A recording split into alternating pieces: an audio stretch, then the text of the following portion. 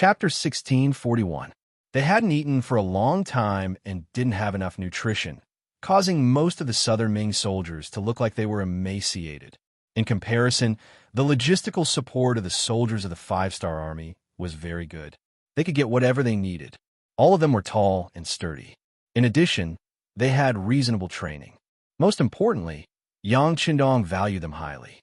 Just comparing them to the army, the difference between the two sides was many levels. Not to mention, in terms of equipment, the five-star army was a pure firearms army. Their firearms could take a person's life from 100 steps away. On the other hand, what about the Southern Ming army? They were still using the most primitive weapons. Even if they had firearms, their strength would be greatly reduced due to lack of training. How could they be a match for the five-star army? Facing Zhu Qizhen's question, Kuan Yi wanted to tell the truth. However, if he did that, it would make the emperor sad and prove that he was incompetent. Thus, after thinking about it, he politely said, "Emperor, if we really fight, I'm afraid that we only have a 50% chance of winning." 50%? If that's the case, then it's 50%.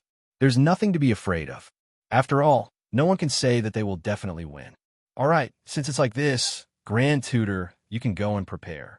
As for how much silver you need, I'll give you an order later. Zhu Qizhen didn't know that Kuan Yi was comforting him.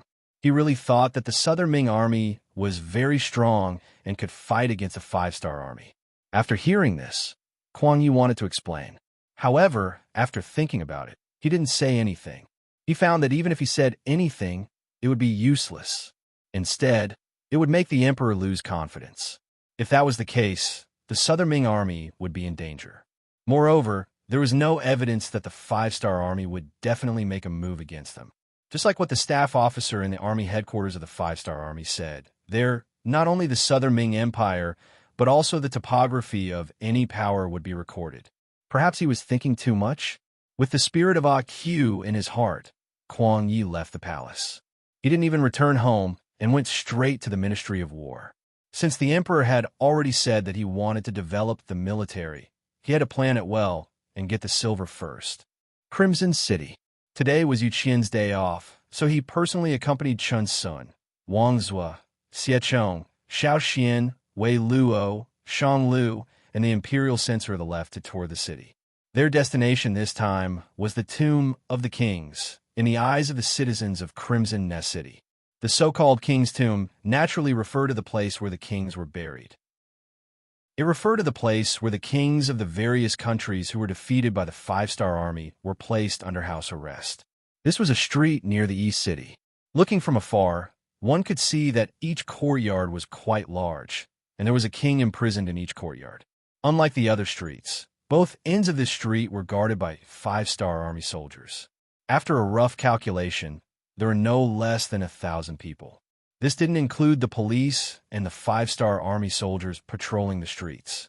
According to Yu Qian's introduction, there were 2,000 to 3,000 Yang family soldiers responsible for the security of this street. With so many soldiers, it was enough to show how much importance the Yang Xie placed on the Tomb of the Kings. It was also thanks to Yu Qian leading the team today. Otherwise, if the South Ming observation group wanted to go alone, they wouldn't be able to enter. City Lord. Seeing Yu Qian lead a group of people over, most of whom were wearing South Ming official robes, a colonel in charge of security here ran over and gave a standard military salute. "You've worked hard. How about this? We'll go in and take a look. This is the king's token." Yu Qian smiled modestly and took out a golden token with the word Yang on it. "Yes." The colonel walked up and checked the token. After confirming that there was no mistake, he turned around and made a gesture to let them pass. From this, it could be seen that the security here was tight, and even Yu Qian couldn't enter without permission. Seeing this, the left assistant minister of rights, Zhou Zong, said with dissatisfaction, "There's no need to be so careful." Facing Zhou Ziyang's question, Yu Qian acted like he didn't hear it and continued to walk into the street. Behind him was a group of officials from the Southern Ming Empire's observation group. Not long after entering the street, they saw the first courtyard. Iron bars thicker than fingers replaced the courtyard walls and completely wrapped around the courtyard. The advantage of this was that it could prevent people from escaping, and it could also allow people outside to easily see everything inside, making it easier to monitor. An old man in his 70s was sitting in the courtyard, basking in the sun. When he heard the sound of footsteps and saw Yu Qian leading a group of people outside the courtyard, a trace of guilt flashed across his face, and his face instantly turned red. Even so, he didn't turn around and go back inside. This was because if he didn't say anything or went back without orders, he would be punished according to the Yangxie law. This punishment wasn't heavy. It was just starvation for 3 days. This old man didn't care at first, but after being starved several times in a row, he finally became obedient. When he saw Yu Qian and the others, although his expression was ugly, he didn't hide inside the house. The old man didn't hide, but Yu Qian had already spoken. "Lily, how are you?" "What?" "He's the original king of Jiaoji." "Lily?" It would have been fine if Yu Qian didn't speak, but once he spoke, it immediately attracted cries of surprise from the South Ming Kingdom's observation group. If they didn't know any of the other kings, they definitely knew who Lily was.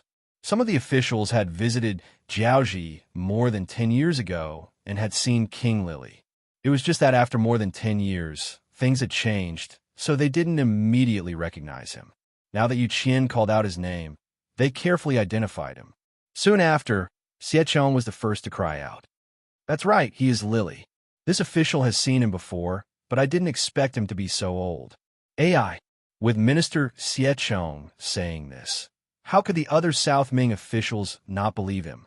At that moment, each of them carefully sized up the old man, but the thoughts in their hearts had already flown off somewhere. Lily naturally heard the cries of surprise from outside. However, this wasn't the first time something like this had happened. In the past, other kings would be locked up on this street from time to time. When they first saw him, they were also surprised. Being surprised once was uncomfortable, but after being surprised many times, it became normal.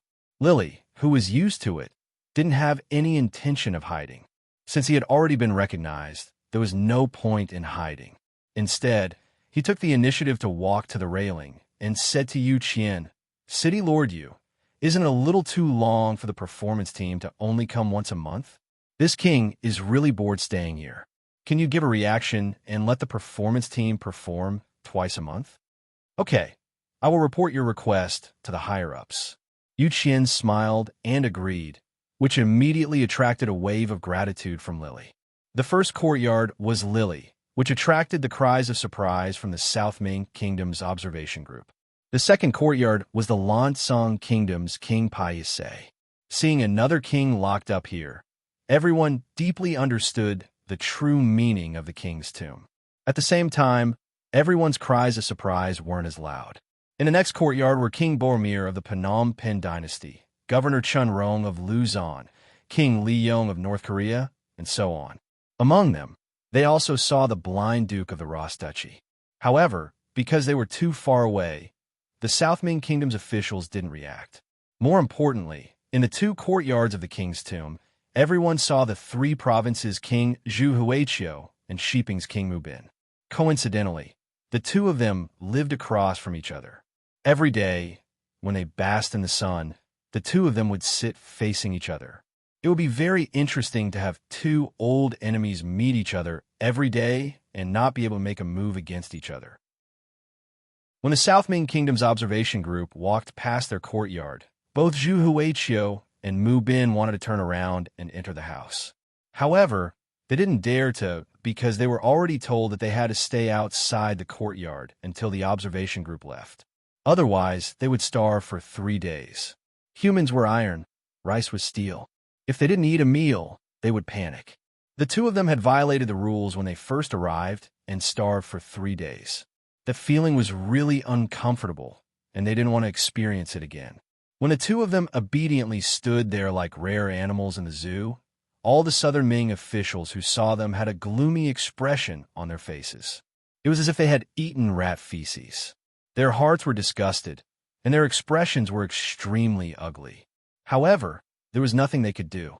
The two of them had been defeated by Bugnam of Gojoseon fair and square. They had brought this upon themselves. Other people couldn't interfere, nor did they dare to interfere. After walking for nearly 4 hours, they walked out from the other end of the king's tomb. Everyone's expression was different. Hee, there are still some courtyards that are empty, but it doesn't matter. Bugnam of Gojoseon said that they will be full one day. Yuqin seemed to explain very casually. However, when these words were heard by the South Ming Kingdom's officials, they didn't mean that at all. What did he mean by will be full one day? Could it be that the South Ming Emperor and Beiming Emperor were also going to be locked up? It was unknown who it was that muttered this in a low voice. However, because everyone was thinking about something, the scene was extremely quiet. Thus, this sentence was quickly heard by everyone clearly. At this moment, all the officials' faces were filled with shock. They suddenly discovered that this assumption wasn't impossible. Since Yang Xie could defeat so many powerful enemies, why couldn't she deal with the South Ming Kingdom and Beiming Emperor? As a part of it, what should they do next? Where should they go? Chapter 1642. The trip this time had dealt a heavy blow to everyone's spirits. So much so that when the officials returned to the Yang family hotel, their faces were still as cold as ice. Yuqin didn't care about this. He only knew that he had done what he needed to do. As for the rest, he would leave it to their king to deal with. Yang Qindong also learned about Yuqian's trip to the king's tomb. After hearing Beta Persei's description of the reactions of the Southern Ming officials, he couldn't help but laugh and said, "Good, the fire has already been set up. Let's see how the fire will burn." The Beiming observation group was still in Crimson City. During this period of time, they went to many places such as the Yang family school.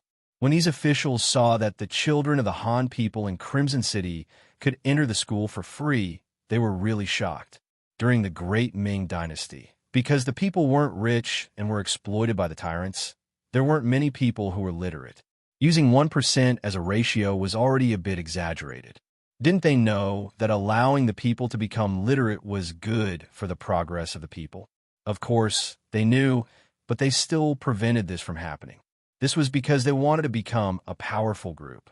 They needed to have advantages, and literacy was an advantage.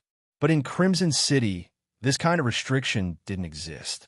All the children of the common people could enter the school for free. If they learned well, they would be used by the Yang Xie and become an official. They might even have great power. This was somewhat out of the expectations of the Southern Ming officials. How could a grassroots person have power? If that was the case, wouldn't it be a mess? But the Yang Xie clearly didn't care about this. The advantage of this was that the common people had culture, knowledge, and the ability to distinguish right from wrong. As long as they worked hard, they could become useful to the society, the country, and the people. In this way, although it was a shock to the powerful, it also allowed the Yang Xie to have more talents. They wouldn't encounter bottlenecks and various pressures in the process of development. In fact, there weren't any powerful people in the Yang Xie. Everyone relied on their own abilities. This was no longer the era of heroes and heroes of the father and son. He had to admit that there were more benefits to doing this. When power no longer belonged to certain people, the intensity of the competition would stimulate everyone to constantly work hard. Otherwise, they would face the danger of being eliminated. When the sounds of studying entered their ears, many of the Southern Ming Empire's officials looked pensive. They had a feeling that if they allowed Yang Xie to continue developing, it wouldn't be a problem for them to replace the Southern Ming dynasty. Not only the school, but after walking around the factories, they realized that Yang Xie was already so powerful. A complete light industry was developing into a heavy industry. With self-sufficiency, they no longer needed to rely on others and could still live well. This was also why Yang Xie was so confident. It could be imagined that as time passed, Yang Xie's workshop, lathe, and programming would pull further and further away from the primitive Southern Ming. In the end, the strength of both sides would not be on the same level. In the end, it would be normal for the Southern Ming to become Yang Xie's subordinate. The more they understood, the more they felt, and the greater the pressure on them. This trip to Crimson City was like opening a new window, making all the officials in the observer group feel great pressure. Everyone knew that the stronger Yang Xie was, the more danger the Southern Ming dynasty would be in. Their status and safety would be more and more uncertain. After all, no one wanted to see a powerful neighboring country appear. As they understood more, the use of the Yang family's department store and the Yang coins were also displayed in front of all the officials. When they were attracted by the dazzling array of items, they realized that the Yang coins in their hands had been taken away by their family members. Some of them had even been used to buy goods, especially when a few brand new bicycles appeared in front of the Yang family's hotel. These officials were shocked and angry. The horizons of the officials were naturally different from those of their family members. Although the bicycles were novel, they weren't enough to attract them.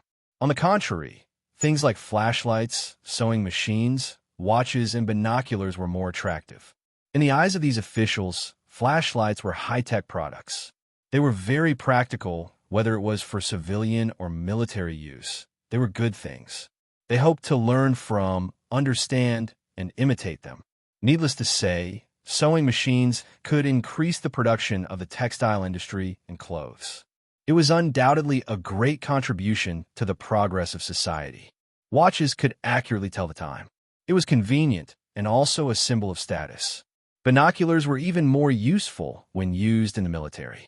Although the binoculars sold in the Yang family's department store were a bit low magnification and were far inferior to those of the five-star army, in the eyes of the country bumpkins, it was already very powerful. There were many ideas, but without the Yang coins, everything was useless. It was just that the family members had already spent all of it. Everything could no longer be recovered. Then another problem appeared. How could they obtain the Yang coins?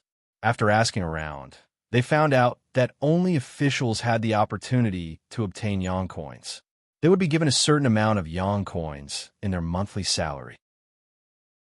Yang coins couldn't be bought with silver. It was one of the most valuable currencies. Using the opportunity to inquire about the Yang coins, the salary system of Yangxie officials appeared in front of the Southern Ming officials.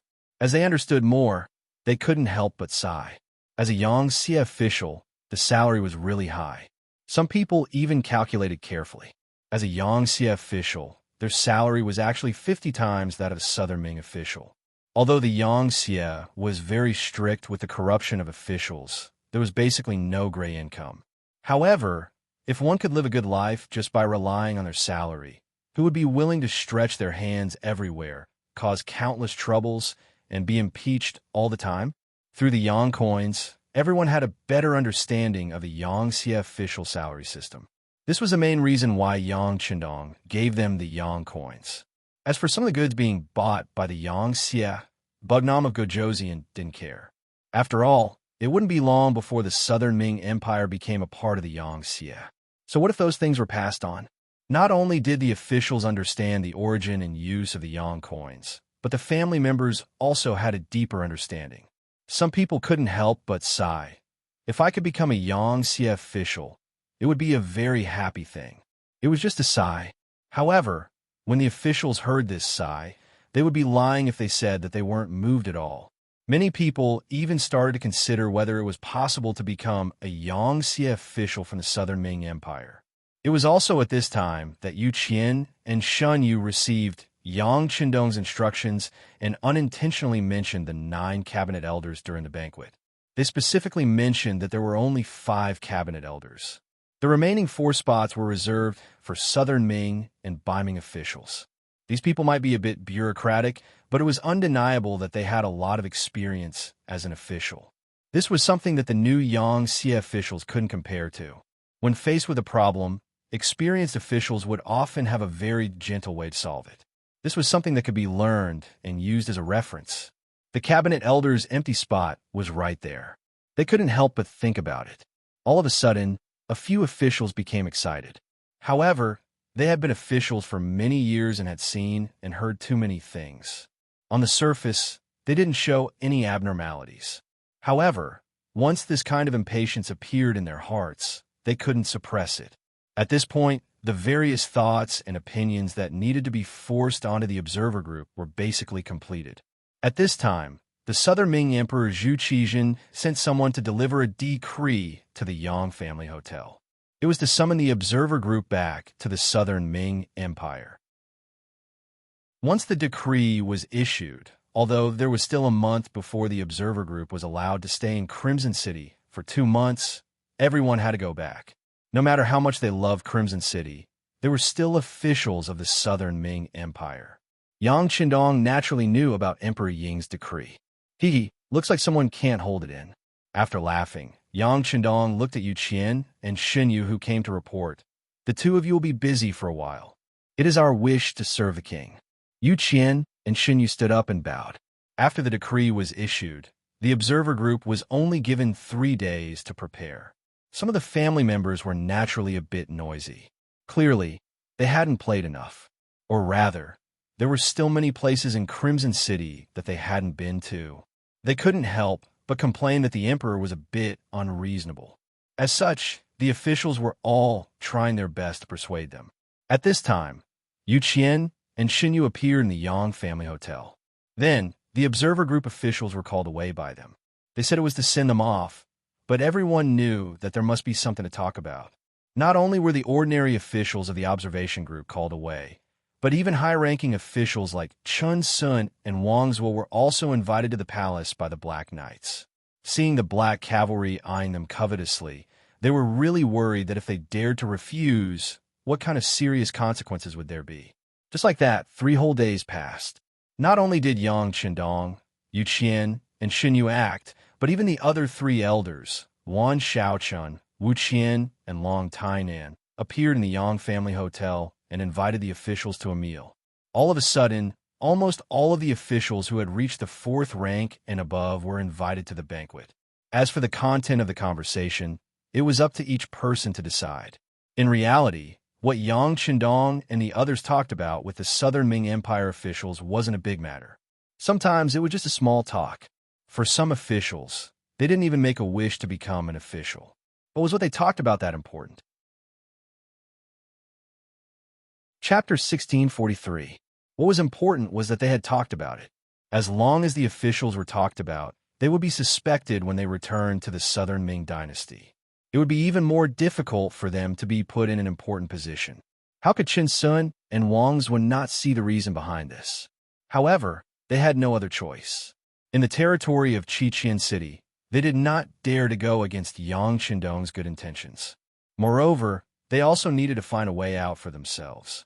Although being able to go to the meeting did not mean that they would definitely join the Yang Xie, at least they would not offend Bugnam of Gojoseon. Moreover, so many officials did not refuse, so why would they refuse? Wasn't this the same as digging their own graves? No one with political wisdom would do such a foolish thing. In the same small courtyard, Yang Lu was listening to Yang Ying's report. He was talking about the officials of the Southern Ming Dynasty's observation group being talked about. Master, as of now, all the officials of rank 4 and above in the observation group have been talked about. Yang Qindong has used almost all the officials of the City Lord's mansion and has already started to talk about the rank 5 officials. When Yang Ying said this, his face revealed an expression of admiration. At this moment, Yang Lu's face was also filled with admiration.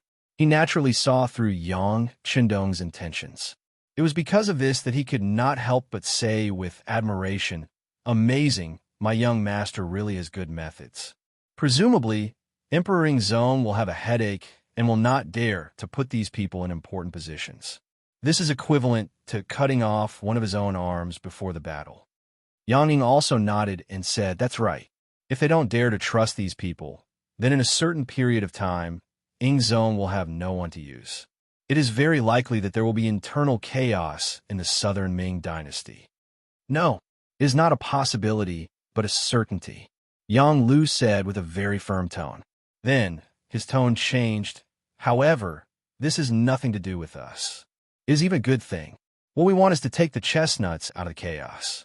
"Right. How are the arrangements on Yang Yang's side?" "Everything is arranged properly. The poor and stupid him does not know that he is being used by us." Speaking of this matter, Yang Ying's face was filled with pride. This time, there were embroidered uniform guards among the members of the Southern Ming observation group. This was one of the methods the great Ming emperor used to monitor his subjects. One of the commanders named Wan Jing had another mission, which was to contact Yang Yang and create a false impression that Chao Jixiang wanted to join Bugnam of Gojoseon to lure him in. Hearing Yang Ying say that the plan was going well, Yang Lu's expression became better. Good. If that's the case, we have to be prepared. Remember, this time, we can only succeed and not fail. Otherwise, we will die without a burial ground. Yang Ying replied with a straight face. Master, please rest assured. We have prepared for this for a long time.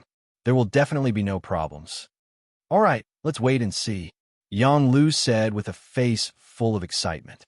Then, he muttered to himself in a voice that no one else could hear. I hope you can cooperate. Like this, as a master and servant, I can still spare your life. Otherwise, I can only force you to be ruthless. Crimson City Pier. This day was very lively. The 13,000 people of the Southern Ming Observation Group were queuing up to board the ship. Compared to the excitement they had when they came, most of them were reluctant to leave. They could eat well, sleep well, and have so many fun things here. It was really hard for them to give up. Now that they were finally going to leave, they were going to return to their previous lives. For a moment, a sense of disappointment filled everyone's hearts. Yu Qian, Shun Yu, and the others also appeared in front of the pier to send everyone off. They were bidding farewell to Chun Sun, Wang Zhua, and the others in front of the pier. With a bitter smile on his face, Chun Sun looked at Yu Qian in front of him and didn't know what to say. Thousands of words turned into one sentence. Yu Qian, you've really screwed this old man over. Master Chun, don't say that. Can't you see that our Yang Xie is already much stronger than the Southern Ming Empire? This is because our king is virtuous. Otherwise, it would be like dealing with other foreign races and other countries. As long as the army moved, would the Southern Ming Empire be able to stop it? Yu Qian didn't feel that it was too much. Instead, he spoke the truth. During this time, Chun Sun also went to the 5-star Army's barracks. He looked at the equipment and the training process. He also saw the long line of young people signing up. Chun Sun was very envious that so many people in Crimson City volunteered to join the army. It was unlike the Southern Ming Empire, where the army relied on soldiers. When there weren't enough soldiers, they could only go to the various cities to recruit strong men. One was voluntary, the other was forced. The result was obvious. The conclusion was that the Southern Ming Empire was definitely not a match for the 5-star army. Thus, Yu Qian's words were true. However, if Chun Sun joined the Yang Xie because of this, he wouldn't be able to get over it. He decided to think about it carefully. He didn't reply to Yu Qian's words and only smiled. On the other side, Shin Yu was chatting with Wang Zhua and the others. On the surface, it looked like they were enjoying themselves. Come over when you have time. As long as you are willing, the gates of Crimson City are always open for everyone, Shin Yu said with a smile. Wang Zhua and the others naturally wouldn't be stupid enough to immediately nod and agree to this obvious solicitation. They could only chuckle and change the topic. Bugnam of Gojoseon has arrived. Just as everyone was waiting to board the ship, a group of majestic cavalry came from not far from the dock. Then, Yang Qindong, who was wearing a golden cape, came from afar under the protection of the Black Knight Dragon Guards. King is here. Yu Qian and Shun Yu immediately straightened their bodies and tidied their clothes before walking over. The other Southern Ming officials who hadn't boarded the ship also hurriedly stood in several rows with a respectful appearance. Soon, the cavalry arrived at the pier, and Yu Qian took the initiative to say, King, didn't you say you weren't coming? How could that be? They are the backbone of our Han people. If they want to leave, how can this king not send them off? Yang Qindong said as he dismounted. Then, accompanied by Yu Qian, Shun Yu, and the others, he walked over to the group of Southern Ming officials and shook hands with them one by one. During this period of time, everyone was used to this way of greeting and shaking hands, so everyone was very cooperative. There were even some officials who, after shaking hands with Yang Qindong, had their faces flushed red. Needless to say, this was caused by excitement and excitement. While shaking hand with everyone, Yang Qindong said loudly, I believe everyone has seen how happy the Han people are living under the leadership of Yang Xie. And we live in this era. Since we have the conditions, what we should do is to let more Han people live a better life. This can't be done by just relying on the efforts of this king and Yangtze's officials. We still need everyone's support. Well said, well said. The Southern Ming officials nodded in agreement. Using the people's livelihood as an example was indeed something that no one could refute. Seeing that the effect was achieved, Yang Qindong smiled and watched as everyone boarded the ships. Ships appeared one by one and left one by one, slowly sailing out of Crimson City's new pier. On the cruise ship, many members of the observer group were still waving their hands towards the shore, looking reluctant to part with them. Wang Zhiqing and his sister Wang Shang also waved for a while. When they saw that the pier was far away, they casually found a place to rest in the ship's cabin. Then, Wang Shang's pleasant voice sounded, "Crimson City is so good. It's 10,000 times better than our capital. I really don't know when we will be able to come back." After sighing, Wang Shang said to herself, "Brother, if grandfather comes to Yangtze to be an official, do you think we can live here forever?" Wang Zhiqing, who was called by his sister, nodded perfunctorily. That's right. At this moment, he didn't hear what his sister said at all. All of his attention was on the ship's cabin. In the end, he still won. He borrowed some money from his friends and sister to buy a bicycle and left it there. This was his biggest gain from this trip. He even began to imagine what kind of commotion he would attract when he rode a bicycle through the streets of the capital, and how many envious gazes would look at him. One of the siblings was talking, while the other was thinking about something. They didn't notice that not far from them, two embroidered uniform guards had already secretly recorded everything they said and how they behaved. It was written that Wang Shang had an incomparable love for Crimson City and wanted to persuade her grandfather, Wang Zhua, to be an official in Yangtze. Her brother Wang Zhiqing was also thinking about the feasibility of this and nodded thoughtfully. Strictly speaking, the contents of the records didn't match up, because Wang Zhiqing didn't hear what his sister said at all. However, this wasn't important. What was important was what Emperor Ying would think when he saw these records, what kind of measures he would take, and what kind of commotion Wang Zhua and the entire Wang family would face. In front of the pier, the last ship had already left. Yang Qindong sighed and said, "Our actions this time will definitely make Emperor Ying unhappy. I'm afraid these officials will be in danger. How about this? You guys immediately come up with a plan. If there's danger, how to save them. When the time comes, the intelligence department will fully cooperate with you." Yu Qian and Shun Yu, who were called out, also knew that this matter was of great importance. They immediately nodded and said, "Yes, Wang. We'll go back and come up with a plan. Yes, you must do your best to perfect it. Don't be afraid of spending money. Many of these people have real talent. If they can join Yangtze, it will be extremely beneficial for us to manage the entire Southern Ming dynasty in the future." "Yes, we're clear." Yu Qian and Shun Yu gave their assurances again. Yang Qindong nodded in satisfaction and then left the pier with the Black Cavalry. Chapter 1644. Speaking of the boat, because they had received Emperor Ying's decree, their return speed was clearly faster. They had used close to 15 days to arrive and less than 10 days to return. They had arrived at the docks of the Suzhou Prefecture. Once everyone was ashore, they immediately rushed to Tian Mansion, the capital of the Southern Ming dynasty, Nanjing Mansion. The officials were all smart people. Since they had returned to the Southern Ming dynasty, regardless of what had happened to their mentality, what they needed to do now was see the emperor and then express their loyalty. Wang Zhiqing, Wang Shang, and the others also got off the boat. However, for some reason, they felt that the air they breathed was not as fresh as before. It was to the point that everywhere they looked was not pleasing to the eye. The formerly bustling capital was now like a countryside in their eyes. There were flaws everywhere. In particular, when they entered the capital and saw the occasional rice fields on the sides of the streets, they felt a wave of disgust and discomfort. In comparison, the incomparably clean streets in Crimson City, as well as the public toilets 1,000 meters away, seemed more humane. Zhu Qizhen met the members of the observer group one by one in the imperial palace. When he saw that everyone was extremely respectful when they saw him, for some reason, he did not feel as interested as before. He had a feeling that these people's smiles were too fake, as if they were acting with him. After the officials finished greeting each one of them, Zhu Qizhen finally spoke. "Beloved officials, I presume that you have all gained a lot from this trip to Crimson City.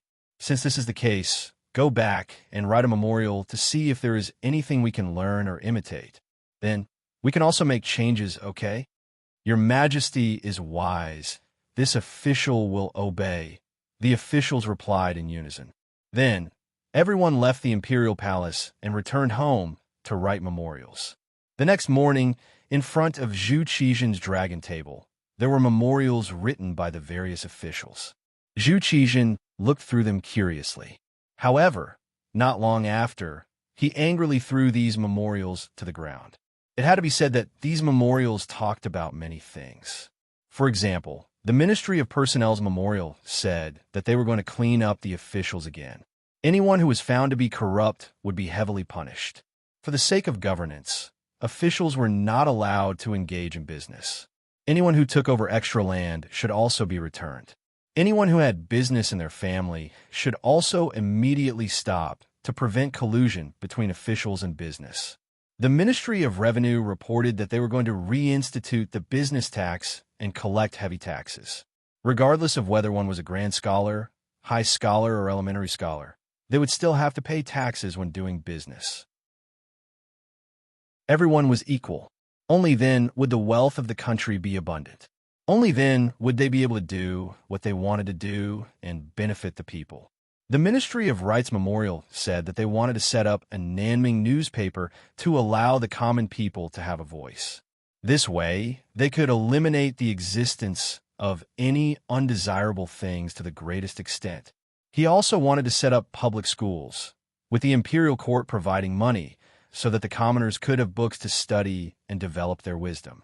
The Ministry of Justice's memorial said that they wanted to expand the dungeon and severely crack down on the outlaws among the people, especially those officials with backgrounds, so that everyone would be equal. Only by giving the common people peace and order would the common people feel safe and happy. Only then would the common people truly support the Southern Ming dynasty. The Ministry of Works said that they wanted to open more factories. At the same time, they wanted to raise the social status of blacksmiths, carpenters, and craftsmen. Only then would they be able to better display their enthusiasm and build the Southern Ming dynasty. Even the imperial censor of the left, Shang Lu, wrote a memorial saying that they wanted to clean up the governance of officials and reduce unnecessary expenses for the imperial court. For example, they wanted to reduce the expenses of the embroidered uniform guard, expand the area of the streets, build more public toilets, and let the common people develop the good habit of not urinating and defecating everywhere. They wanted to change the environment of the entire Southern Ming dynasty so that everyone would not have to live in a stinky environment. They could also reduce the occurrence of diseases and so on. Looking at these memorials, if they were not asking for money, they were asking for people, or they were criticizing the Southern Ming dynasty's system and bad habits. How could Zhu Qizhen not be angry? It was rare for him to throw a tantrum in the main hall for several hours. His shouts could be heard from time to time from the throne room, setting up a business tax and taking back the privileges of scholars. What does Chun Sun and the Ministry of Appointments want to do? Do they want us to become enemies with all the scholars in the world and cause chaos without a war? Set up a newspaper when school starts? What does the Ministry of Rights want to do? Could it be that if we don't set up a newspaper, we won't be able to hear the voices of the common people? Expand the dungeon? What does the Ministry of Justice want to do? Do we have so many bad people in the Southern Ming dynasty? What bright heaven and earth? Could it be that the skies of the Southern Ming dynasty are dark and gloomy? The Ministry of Works is even more ridiculous. Raising the status of the craftsman, are they trying to change the current state of the Southern Ming dynasty? Won't this cause chaos? If the status of the craftsman is raised, will the status of other people be raised as well? Especially this imperial censor. According to what he said, Are we living in a stinky environment every day? The common people will get sick when they eat grains. This is originally a matter of heaven and earth. How can it be that the common people's production has anything to do with our current environment? After calling out the names of the various departments, Zhu Qijin overturned the dragon case in a fit of anger. The eunuchs at the side were so scared that they trembled in fear, not daring to say a word. Are they rebelling? All of them are pointing fingers at me. I think they have clearly been bribed by Yang Chendong. We don't believe that Crimson City is really as good as they say. How is this observing and learning? This is clearly eating other people's food and then coming back to bite their master. These people all deserve to be killed. They deserve to be killed. Zhu Qijin couldn't be blamed for being so angry.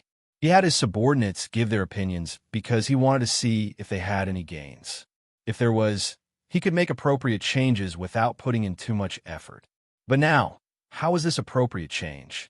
It was clearly overturning everything. The Southern Ming dynasty was also degraded by everyone. As the emperor, he naturally had no face. It would be strange if he wasn't angry. After venting his anger, Zhu Qijin stood there panting. The head eunuch Qian Sung Bao finally found an opportunity and hurriedly knelt on the ground. Your Majesty, don't be too angry. Your health is more important. It's not worth it for these officials. Yes, it's not worth it, Zhu Qijin said in a fit of pique.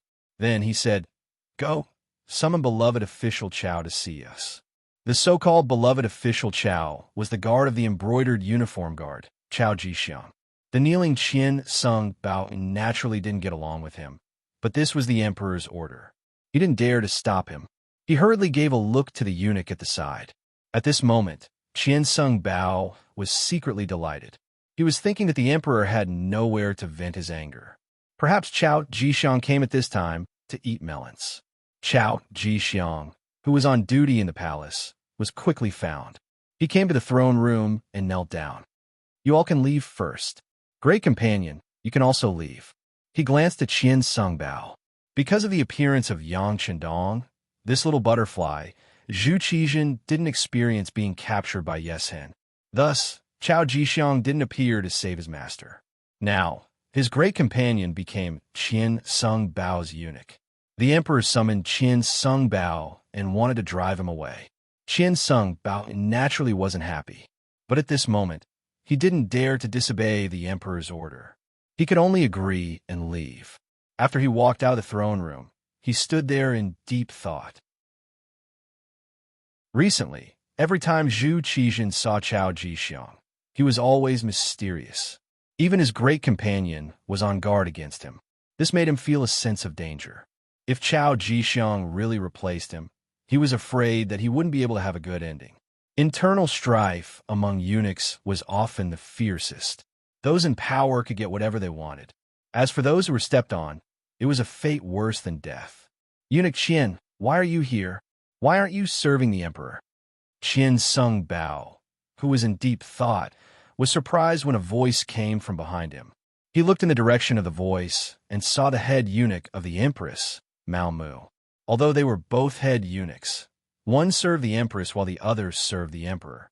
The difference in status was too great. Oh, so it's eunuch Mao. What's wrong? Are you leaving the palace? Yes, the empress wants to weave cloth. Aren't I going out to choose? Mao Mu said with a fawning expression. In the entire Southern Ming eunuch group, although Mao Mu carried the identity of a head eunuch, his real power wasn't even in the top 10. This was all because the empress's temper was very good and she never cared about matters. The master was weak, so as the eunuch by the master's side, he naturally didn't have much power. But because of this, Mao Mu became a transcendent existence in the entire group of eunuchs. This person did not fight for fame or profit. Because of the empress, not many people were interested in his position. This made it seem that he had a good relationship with all the eunuchs, and they all seemed to be good. In terms of status, Mao Mu was far from them. But Qian Sung Bao was a very smart person. He definitely wouldn't casually offend people for no reason. So when he saw Mao Mu ask him, he chuckled and explained. It's like this. The emperor wants to meet Chao Chongwei alone, so I came out to get some fresh air. Oh, so it's like that. It's just that Chao Changwei's thoughts are very big. It's not a good thing for such an ambitious person to always be by the emperor's side. After Mao Mu heard this, he first had a shocked expression on his face. Then, he seemed to say this very casually. Just as he finished speaking, Mao Mu quickly covered his mouth with his right hand with an embarrassed expression.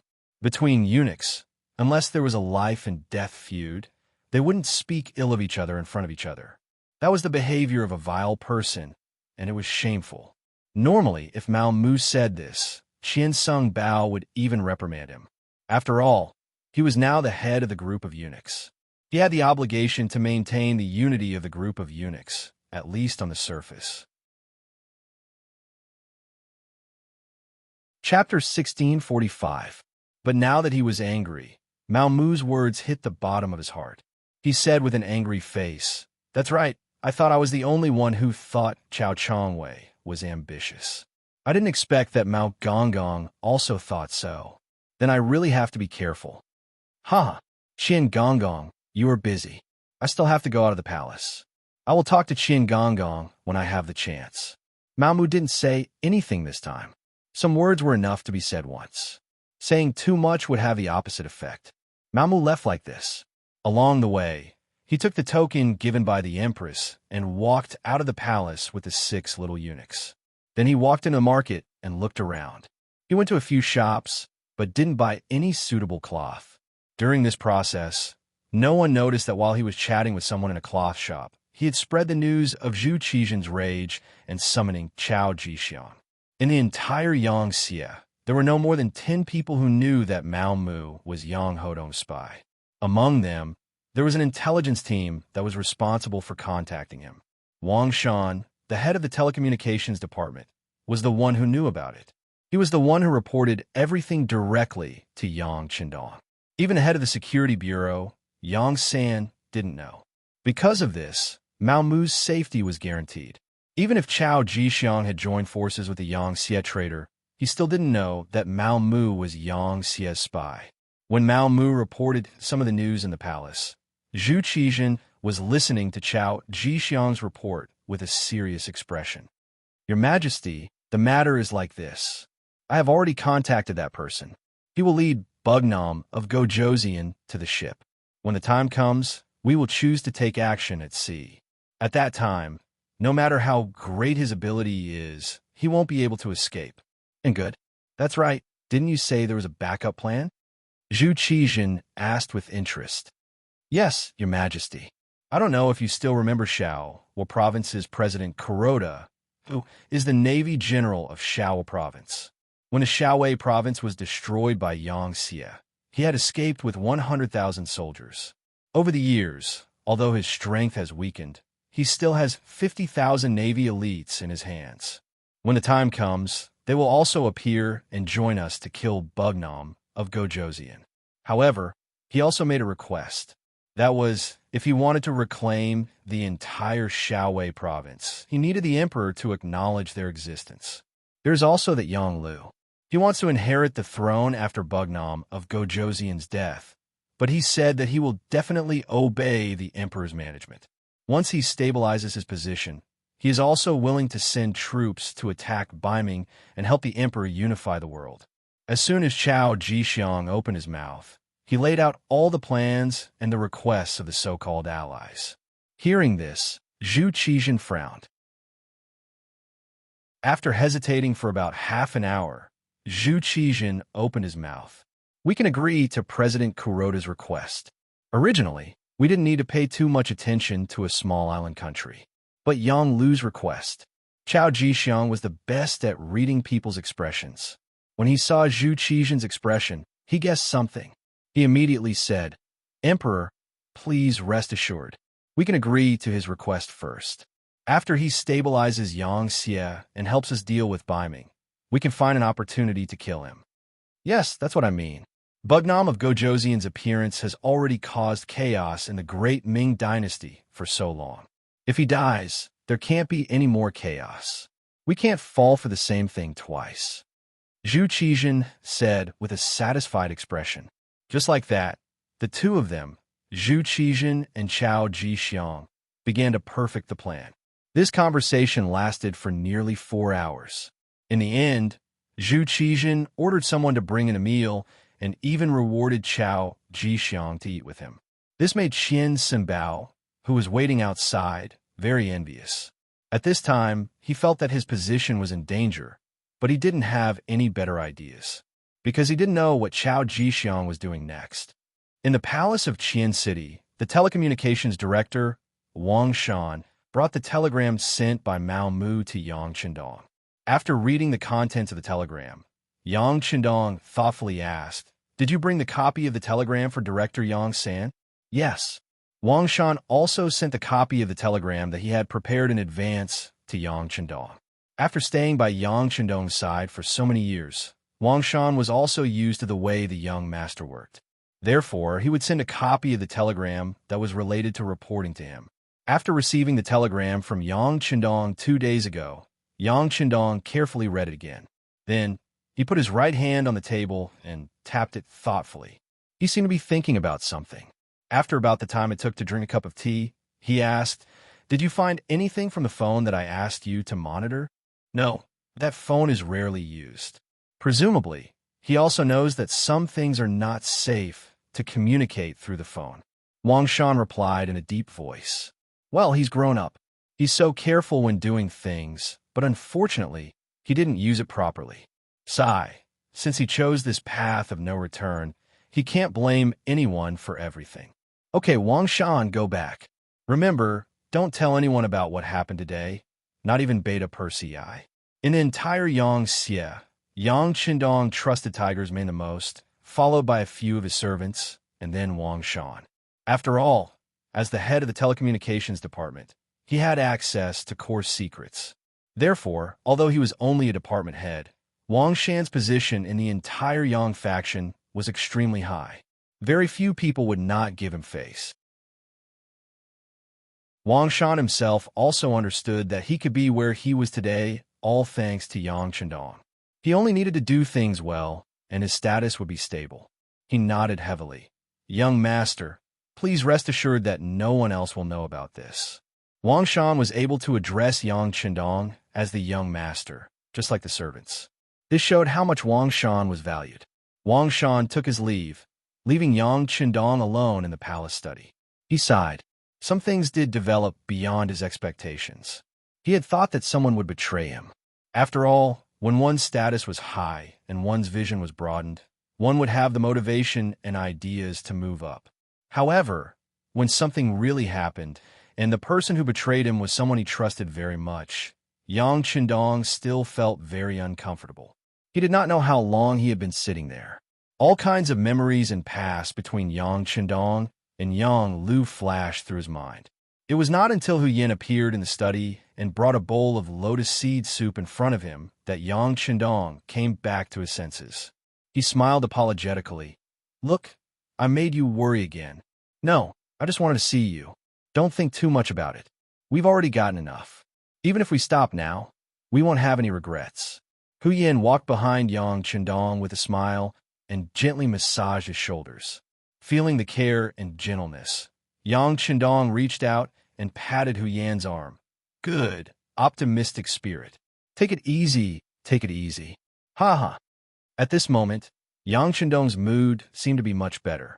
In contrast, Yang Lu outside the small courtyard of the palace was very proud. As he expected, although when Jing had gone back, he had already convinced Yang. If the plan went smoothly, there should be a result soon, and he just needed to push the boat along. "Yang Ying, you can go and do that thing now. This little one understands." Yang Ying nodded in agreement, then turned and left. On the surface, after the Southern Ming Kingdom's observation team left, Qiqian City became stable again. But in fact, there was an undercurrent surging, and a conspiracy was shrouding Yang Qindong's head. 2 days later, Yang went straight to the palace. His face was full of joy, as if he had done something great. On the same day, Beta Persei's mother-in-law, Batama, suddenly entered Yangtze First Hospital because of a serious illness. As the son-in-law, Beta Persei naturally had to perform well. He had already applied for 10 days of leave from Yang Qindong to serve his mother-in-law. In the palace, Yang Chendong saw Yang Chendong and said, "Fourth brother, it's done. I have already discussed with the commander of the Southern Ming Brocade Guards, Wen Jing.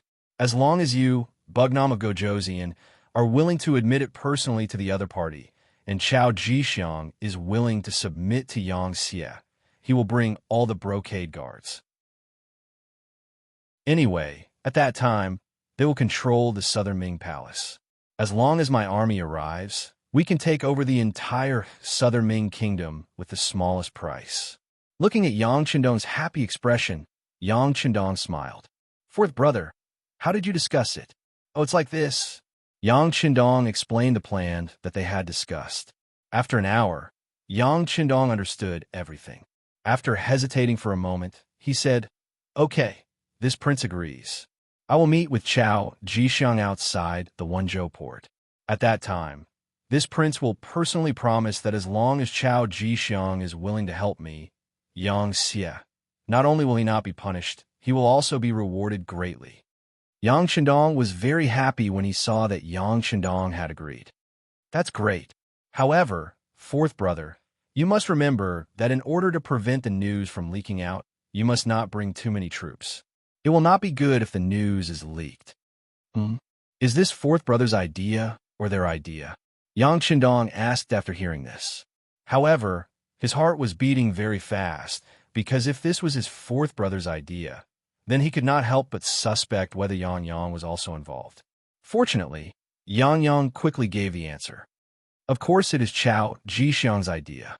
He is afraid that the news will be leaked. When that time comes, Ingzong will be prepared, and he will not be able to complete his mission of controlling the imperial palace. Of course, with fourth brother's current status, even if he cannot bring too many people, he will still be accompanied by the Black Cavalry. After all, one must always be vigilant." Hearing Yang Chendong say this, Yang Chendong was finally able to relax. He nodded and said, "Okay, fourth brother. I understand the matter, and I also agree. Next, you all can set a time together. When there is an accurate time, just inform sixth brother." Chapter 1646. "That's the best, huh?" Yang Chendong grinned. Obviously, he wanted to facilitate this matter. This was equivalent to him making a great contribution. At that time, no one would dare to look down on him. Who would say that he was relying on his relationship with fourth brother Yang Chendong? He wanted to prove that he was also a capable person. Yang Chendong agreed. The news quickly reached Yang Lu's ears. In a small courtyard, Yang Ying was so happy that he forgot himself. After all, after so many years of hiding, there was finally a conclusion to this matter. He felt that the burden on his shoulders was a lot lighter. Yang Lu, on the other hand, frowned in joy. "Yang Ying, why do you think he agreed so readily? Is there a trap in this?" "How can that be? Master has been hiding it very well. Besides, this matter was facilitated by Yang Yang. We didn't even show our faces. Even if there is suspicion, it won't fall on us. Master, you have to hurry up. It's best if you can fight to go to the sea with him. This way, our chances of winning will be higher," Yang Ying said without any doubts. "That's right." Yang Lu nodded. He felt that Yang Ying's words were very reasonable. He immediately put down the doubts in his heart and said, "This problem is not difficult. Right now, only Beta Persei, Yang Wu, and I are in Qiqian City. Yang Wu has to guard the palace and keep an eye on the officials in Qiqian City. Beta Persei also has to keep an eye on the hospital. With Yang Chendong's habit of sympathizing with his subordinates, he most likely won't bring him this time. So, other than me, who else is more suitable?" After this analysis, Yang Ying also felt that this was the truth. He immediately said, "Then I have to congratulate Master. I'm afraid that it won't be long before this little one will call Master King." "Ha ha, well said, well said." Yang Lu thought that the Southern Ming Emperor had promised him that once Yang Chendong died, he would inherit the position of Bugnam of Gojoseon. He immediately laughed happily. At this moment, Yang Chendong had already agreed to meet Chao Jixiang in private. The meeting at sea seemed fair to everyone, but Yang Chendong knew that there was a great conspiracy behind this seemingly fair meeting. If it was just him alone, he wouldn't be afraid of any conspiracy. It was still the same sentence with Song in hand. As long as they didn't kill him immediately, it would be impossible for them to kill him. But this time, he was not alone. There were many black cavalry following him. He could not leave his brothers to the side. That would be irresponsible. If he did not bring the black cavalry with him, it would definitely arouse suspicion. In this case, it was necessary to make some preparations in advance. So he went to the Navy headquarters. Deputy Commander Gao Xiong had already left with the Navy, and not long ago, he sent a report of victory. In front of the leading ships of this world, whether it was speed or firepower, they were several times stronger than the other side. The expansion of the Navy can be said to be very smooth. With the cooperation of the Navy's Coal Vanguard Division, so far, they haven't encountered any difficult bones. Yang Qindong even knew that even in the future, when the Yangtze Navy enters the Western Europe, there won't be any decent opponents. At this time, the West was far from being as developed as the future. There were even many places that didn't have their own civilization, let alone technology. With this opportunity, Yangtze can really unify the West. Otherwise, once they really start a rise, even if they send several times more troops, it will be difficult to accomplish. It can be said that now is the best time. Yang Qindong came to the Navy headquarters. Of course, he didn't ask about the Navy's overseas expeditions. If there is any news, someone will report it to him. He came here to make some arrangements for the meeting with Chao Jixiang. Although Yang Qindong has already seen that this is a trap, he doesn't know how many people the other side has, how many preparations, and how many people are involved. He didn't even let people inquire about it, fearing that it will alert the enemy. That is, Yang Qindong dared to take such a big risk without knowing anything. I'm afraid that if he said that he is second, no one would dare to say that he is first. This time, he came to the Navy to make the corresponding arrangements. Although he doesn't know the other side's means, he should prepare something that can't be neglected. Now in charge of the work here is the commander of the Navy's Cold Vanguard Division, Nie Tong. He is also one of Yang Xie's old men, and also one of Yang Qindong's trusted Navy generals. In the room of the commander-in-chief of the headquarters, Yang Qindong and Nie Tong sat facing each other. After that gaze constantly scanned Nie Tong's body, Nie Tong's forehead was oozing with cold sweat. Today, with Yang Qindong's power, few people can face him calmly. Perhaps only people like Yu Qian, who have a lot of experience, can do it. Can I trust you? These words caused Nie Tong to stare blankly for a moment before he abruptly stood up. With an incomparably confident tone, he said, "Sixth young master, this subordinate is at your beck and call. I am willing to serve you at any time." From the results of the investigation of the Intelligence Department, the Navy's department is still very pure. There's a war to fight, there's something to do, there's no time to think about other things. Coupled with the investigation of the Intelligence Department, Nie Tong has won his trust. Very good, Commander Nie. This king asks you, what is the largest speed of the warship in the Navy? The so-called speed refers to the speed of the ship at sea. About 1 knot is equal to nearly 2 kilometers. For example, the speed of the Ming Dynasty's ships is about 5 or 6 knots, which is equivalent to about 10 to 12 kilometers per hour. For example, the speed of the later Liaoning warship is 29 knots, which is less than 60 kilometers per hour. Because the Yangtze Navy ships used steam cars, now the maximum speed can reach between 10 to 12 kilometers per hour. Just in terms of speed, it is twice the speed of the opponent.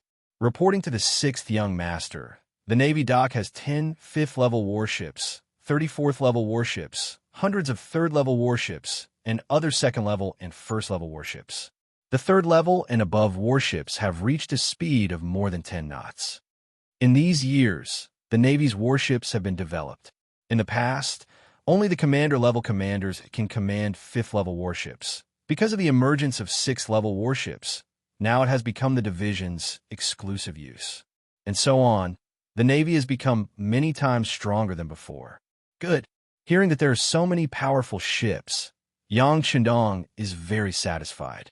He decided to use all of the 3rd-level and above warships. Although it seems a bit exaggerated, one of Yang Qindong's rules of conduct has always been to not do anything. Besides, this time there is still a naval battle to fight. No one knows what Yang Qindong and Yetong talked about in the end. Everyone only knows that for more than an hour, the door of the room was not opened. In the end, Yang Qindong left with satisfaction. The Navy dock is a first-class military secret location. Without permission, even the Yang family servants have no way to get close. Based on this point, this trump card has become a secret, and there is no need to worry about it being known by others. The only one who really knows the plan is Nietong. The other members of the entourage only know that there is a sea mission. As for where they are going and what they're going to do, it will only be revealed at the last moment. After a trip to the Navy headquarters, Yang Qindong returned to the palace and went to the telegraph office. Except for the director Wang Shan, who is still inside, the other staff have been temporarily exiled for various reasons. Even if the servants around him can betray him, Yang Qindong really can't casually trust other people now. After leaving Wang Shan, the two of them operated the telegraph for a while. After doing this, Yang Qindong stretched and said to Wang Shan, "Wang Shan, this time you stay at home. You don't have to go out with me." "No, this subordinate is not talented. I am willing to follow the young master until death."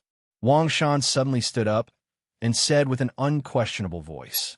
Although he now has a faint feeling that this sea trip will be very dangerous, he still wants to follow Yang Qindong. Everything he has today is all thanks to Bugnam of Gojoseon. Now that there is danger, how can he shrink back? Okay. Thinking that many things can't be done without Wang Shan's help, Yang Qindong nodded and agreed after a little hesitation. Then he got up and patted Wang Shan on the shoulder and said, "If that's the case, you must be careful on this trip." "Yes, young master. This subordinate will be careful and won't let you down." After a series of arrangements, the next problem is the follower. Although Beta Persei took the time to come from the hospital to the palace and asked to follow, Yang Qindong still happily refused. "Beta Persei, your mother-in-law is sick. Now is the time for you to perform well. Besides, you have followed me many times. This time won't make a difference. Don't go this time, just let..." Yang Qindong's gaze moved between Yang Wu and Yang Lu, who were standing on the side, and finally fell on the ladder. "Let Yang Lu follow the young master." "Yes." Yang Lu was overjoyed, but his face did not change. Instead, he looked at Beta Persei and promised, "Second brother, don't worry, I will be fine with the young master." Then, okay. Beta Persei saw that Yang Lu took the initiative to stand up, and this was the young master's idea, so he did not fight for it. After all, they were all servants, and he couldn't be the only one to enjoy the good things. He also needed to give others a chance.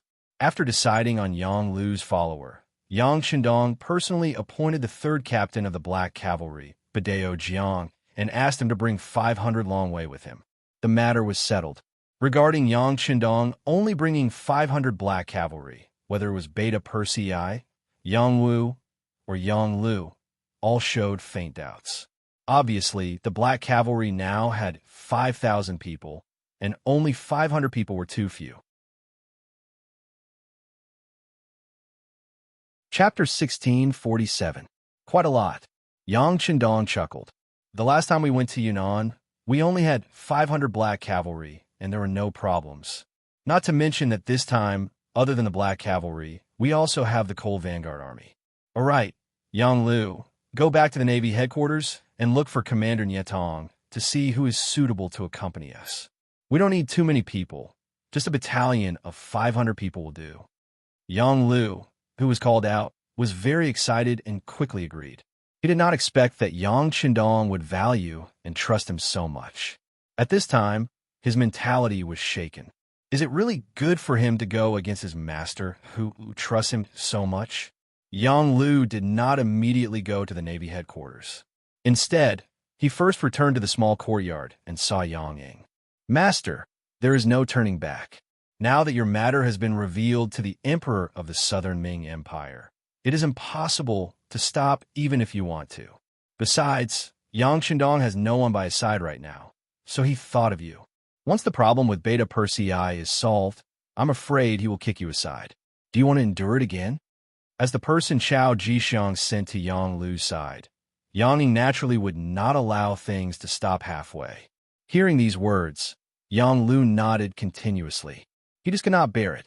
In fact, he did not have the intention to stop the plan. Otherwise, he would not have discussed it with Yang Ying and would have directly confessed to Yang Chendong. Now that he got the answer he wanted, he nodded vigorously and said, "That's right, this is my opportunity. I must grasp it." In the Navy headquarters, Yang Lu's figure appeared. Commander Nie Tong, who had already received the news, was personally accompanying him. Then, a battalion commander called Wang Nanhu was called. No one knew that Wang Nanhu had already been bribed by Yang Lu. This was also an accident. When Yang Lu was still managing the intelligence agency in the Southern Ming Empire, he received news about Wang Nanhu. This person was actually an early spy that the Southern Ming Brocade Guard had sent to Crimson City. However, what was unexpected was that ever since Wang Nanhu entered Crimson City in cold front, his attitude changed rapidly. He actually took the initiative to cut off all ties with the Southern Ming Empire and change his name from Wang Hunan to Wang Nanhu. Even though there was only a difference of one word, it was very difficult for the Southern Ming Empire's embroidered uniform guard to find someone. The defensive measures of Crimson City were simply too strict. Who knew how many spies had been sent out over the years? But all of them either went missing or were captured and killed. If Chao Jixiang and Yang Xie hadn't started working together and provided this list, Wang Nanhu might have hidden for the rest of his life and become a real Yang Xie. Wang Nanhu was not the only one on the list. There were many others. However, most of them could no longer be found, or it could be said that they had hidden themselves very well. On the other hand, Wang Nanhu, whose name was reversed, was too easy to recognize, which was why Yang Lu had discovered him. It was because of this that Yang Lu named Wang Nanhu. Nie Tong had already received Yang Chendong's secret order to fully cooperate with Yang Lu's actions. Of course, he wouldn't stop him and agreed. After that, Wang Nanhu went to Yang Lu's small courtyard to report. Wang Nanhu didn't know that his identity had been exposed. Over the years, he had even forgotten that he was a spy of the Southern Ming Empire's embroidered uniform guard. It was because he had been very happy over the years in Crimson City. This was because he had confirmed the strength of the Yang Xie. He was also certain that only the Yang Xie could truly let the Han people live a luxurious life without worrying about food or clothing. Over the years, Wang Nanhu had also done his best to integrate himself into this life. Because of his efforts, he had now become a battalion commander of the Navy's cold front. It could be imagined that his future was bright and promising. When he came to the small courtyard with this thought, he first saw Yang Lu sitting on the chair. He knew that this was one of Bugnam of Gojoseon's most trusted servants. He immediately gave a military salute and said with an excited tone, "The Navy's Cold Front's 1st Army's 1st Division's 3rd Regiment's 2nd Battalion Commander Wang Nanhu has come to report. Leader, please ask for instructions." Your spirit is not bad." Looking at Wang Nanhu, who was standing there like a pine tree, Yang Lu chuckled. This was considered a compliment. Wang Nanhu, who was in his 30s, also laughed embarrassedly. But Yang Lu's next words made him suddenly feel as if he had fallen from heaven to hell. His whole body was covered in a layer of cold sweat. "But I don't know. Seeing you like this, what will Chao Jixiang's guild think?" Yang Lu, who seemed to say this casually, stared at Wang Nanhu without turning his gaze away. Like a thunderclap in his mind, Wang Nanhu suddenly realized that he once had another identity, a secret agent of the Southern Ming Empire's embroidered uniform guard. At this moment, the past flashed through his mind like a movie, causing his face to turn red and white. Wang Nanhu was still struggling as his expression kept changing. He was betting that Yang Lu was trying to trick him. Perhaps this was a test before he was given a mission. Therefore, he tried his best to calm himself down. Then he chuckled and said, "Chief, what are you talking about? This subordinate doesn't understand." Seeing that Wang Nanhu was still struggling, Yang Lu laughed and said, "Is that so?" "That's right, Wang Nanhu can't understand, but Wang Hunan should be able to, right?" Boom! Another thunderclap flashed through his mind. At this moment, Wang Nanhu no longer had any illusions. Even his real name was found out. This was no longer a coincidence. The other party already knew his true identity. Since the other party already knew, Wang Nanhu didn't deny it. Instead, he looked around and thought that there must be soldiers lying in ambush. You should be taken down soon. All right, there's no need to look around. There's no ambush.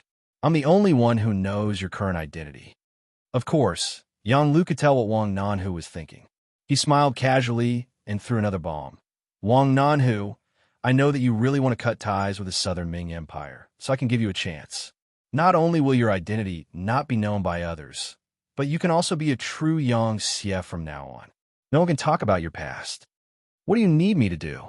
Wang Nanhu's eyes were filled with hope again. You don't need to know now.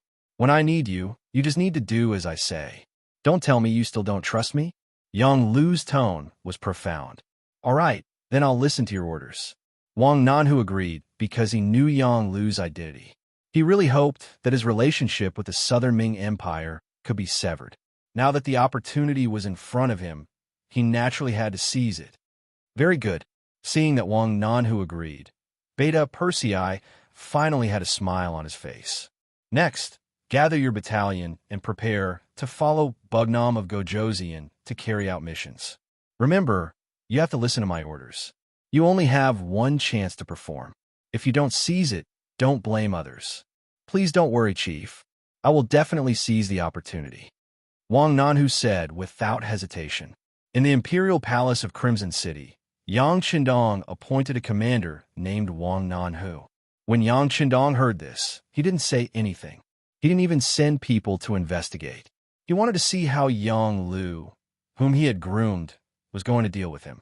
And just in case, after all, there was no absolute victory or defeat in war. So using the remaining 3 days, Yang Qindong separately found the deputy commander of the army, Lung Song, and the commander of the navy, Nie Tong, and announced the establishment of the military committee to them. The military committee, also known as the military committee, was equivalent to the cabinet of the civil officials. The members were initially decided to be 5 people. They were responsible for military affairs. The person directly in charge was himself, and the second in charge was Crown Prince Yangbo. In other words, if something happened to him, or if something urgent happened and he couldn't be contacted, Yangbo would be in charge of military affairs. At that time, even the cabinet had no right to interfere with military affairs. When Yang Qindong took Yangbo's hand and announced in the army headquarters, the first batch of military committee members were Tiger's Mane, Lung Song, Gao Xiong, Tian Yu, and Tian Hu.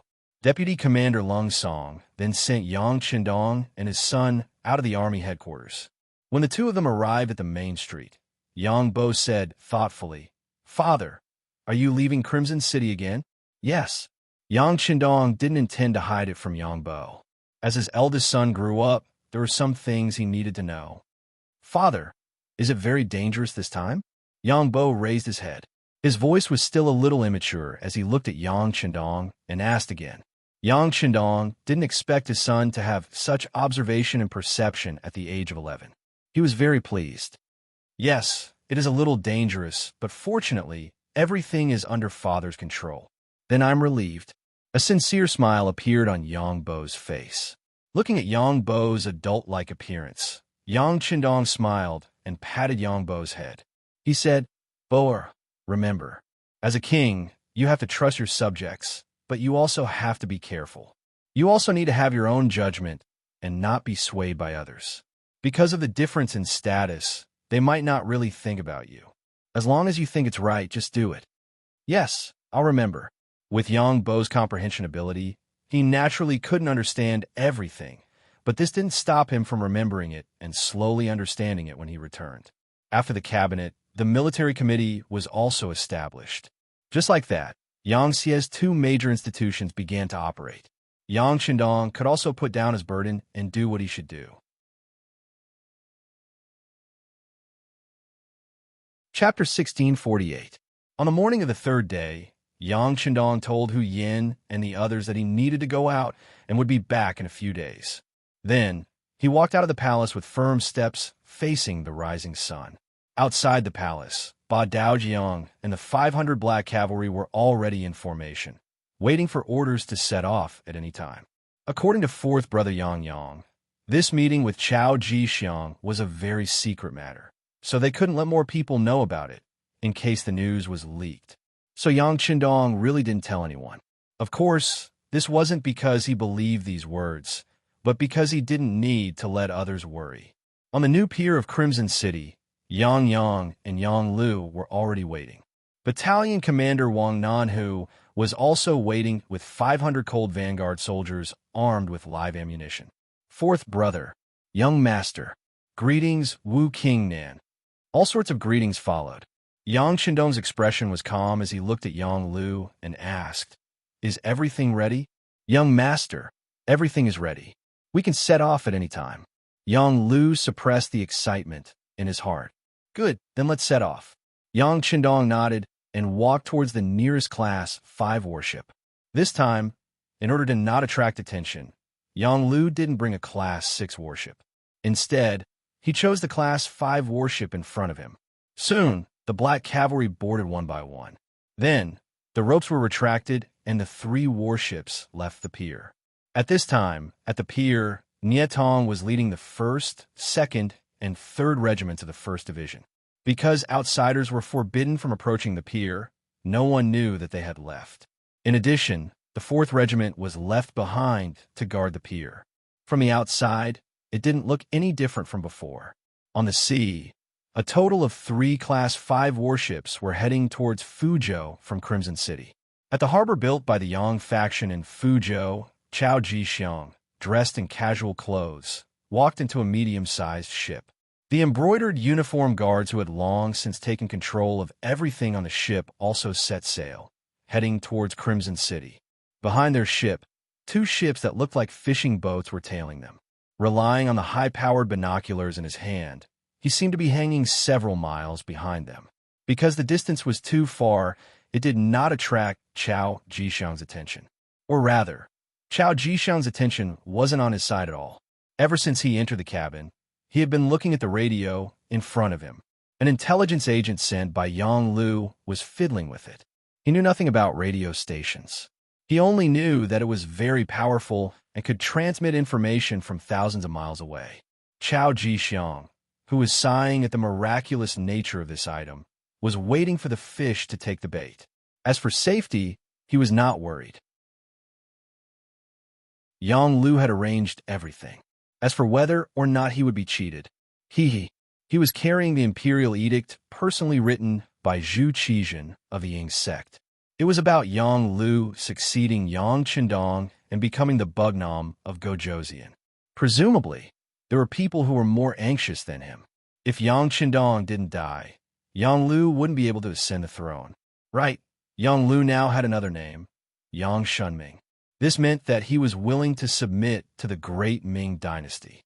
It could be seen that in order to ascend the throne, Yang Lu was really going all out. As for whether or not Yang Lu would lie to him, it was basically impossible. He wouldn't tell such a big lie just to deal with her, would he? Furthermore, he even asked Yang Qindong to cooperate with him. Did he really think that he had an important identity? Eunuchs, in the end, weren't even considered complete people.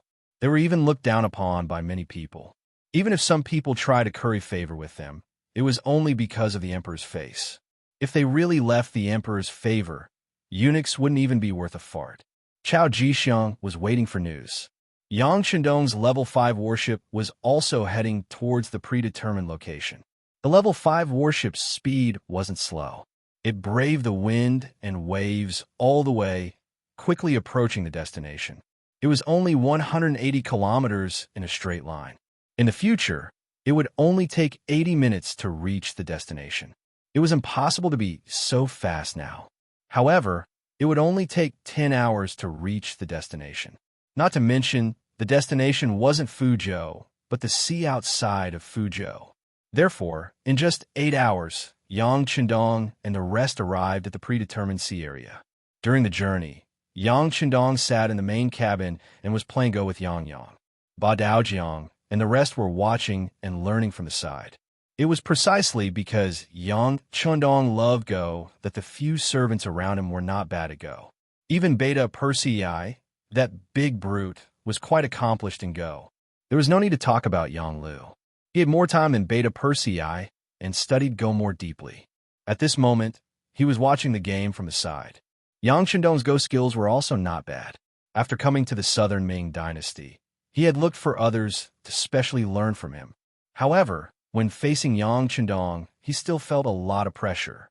After all, after having Datsong, Yang Chundong had already changed. He learned everything quickly and was more proficient in it.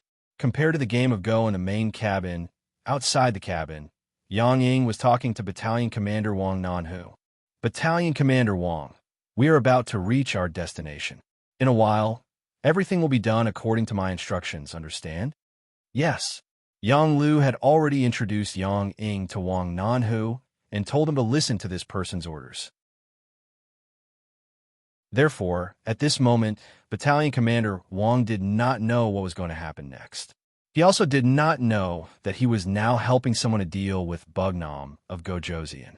All right, bring your men to the bow of the ship to check. Leave the safety of this place to our men, Yang Ying said casually. Yes.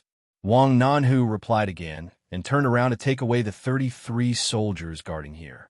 It was a full platoon of cold front soldiers. When he came, he knew that Yang Lu had arranged for other people to board the ship to take care of Bugnam of Gojoseon safety. He also saw that they were wearing the Navy's cold front uniform. Because everything was arranged by Yang Lu, he did not ask any questions. There's a military rule in Yang Xie's army. Don't ask what you shouldn't ask. But Wang Nanhu did not know that these 33 cold front soldiers were not sent to protect Bugnam of Gojoseon, but to harm Bugnam of Gojoseon. They had been missing for a long time, and even Yang Xie's intelligence department could not find them. Among the 33 people, the leader was Kitamura and Yui Suzuki, followed by a group of Jonin and Shunin. In order to prevent being discovered by others, they deliberately put something in their shoes to make them look as tall as Han people. What happened outside, the Black Cavalry did not know. Because not long after they boarded the ship, Yang Chundong strictly ordered the Black Cavalry to stay in the main cabin with him. This order was given in front of Yang Lu, and he also explained that the cold front soldiers should also be trained. So far, the 30 Black Cavalry soldiers on the main ship did not go out, which made it convenient for Yang Ying to do all the things outside. Yang Lu intentionally stayed in the main cabin to calm Yang Chundong's heart.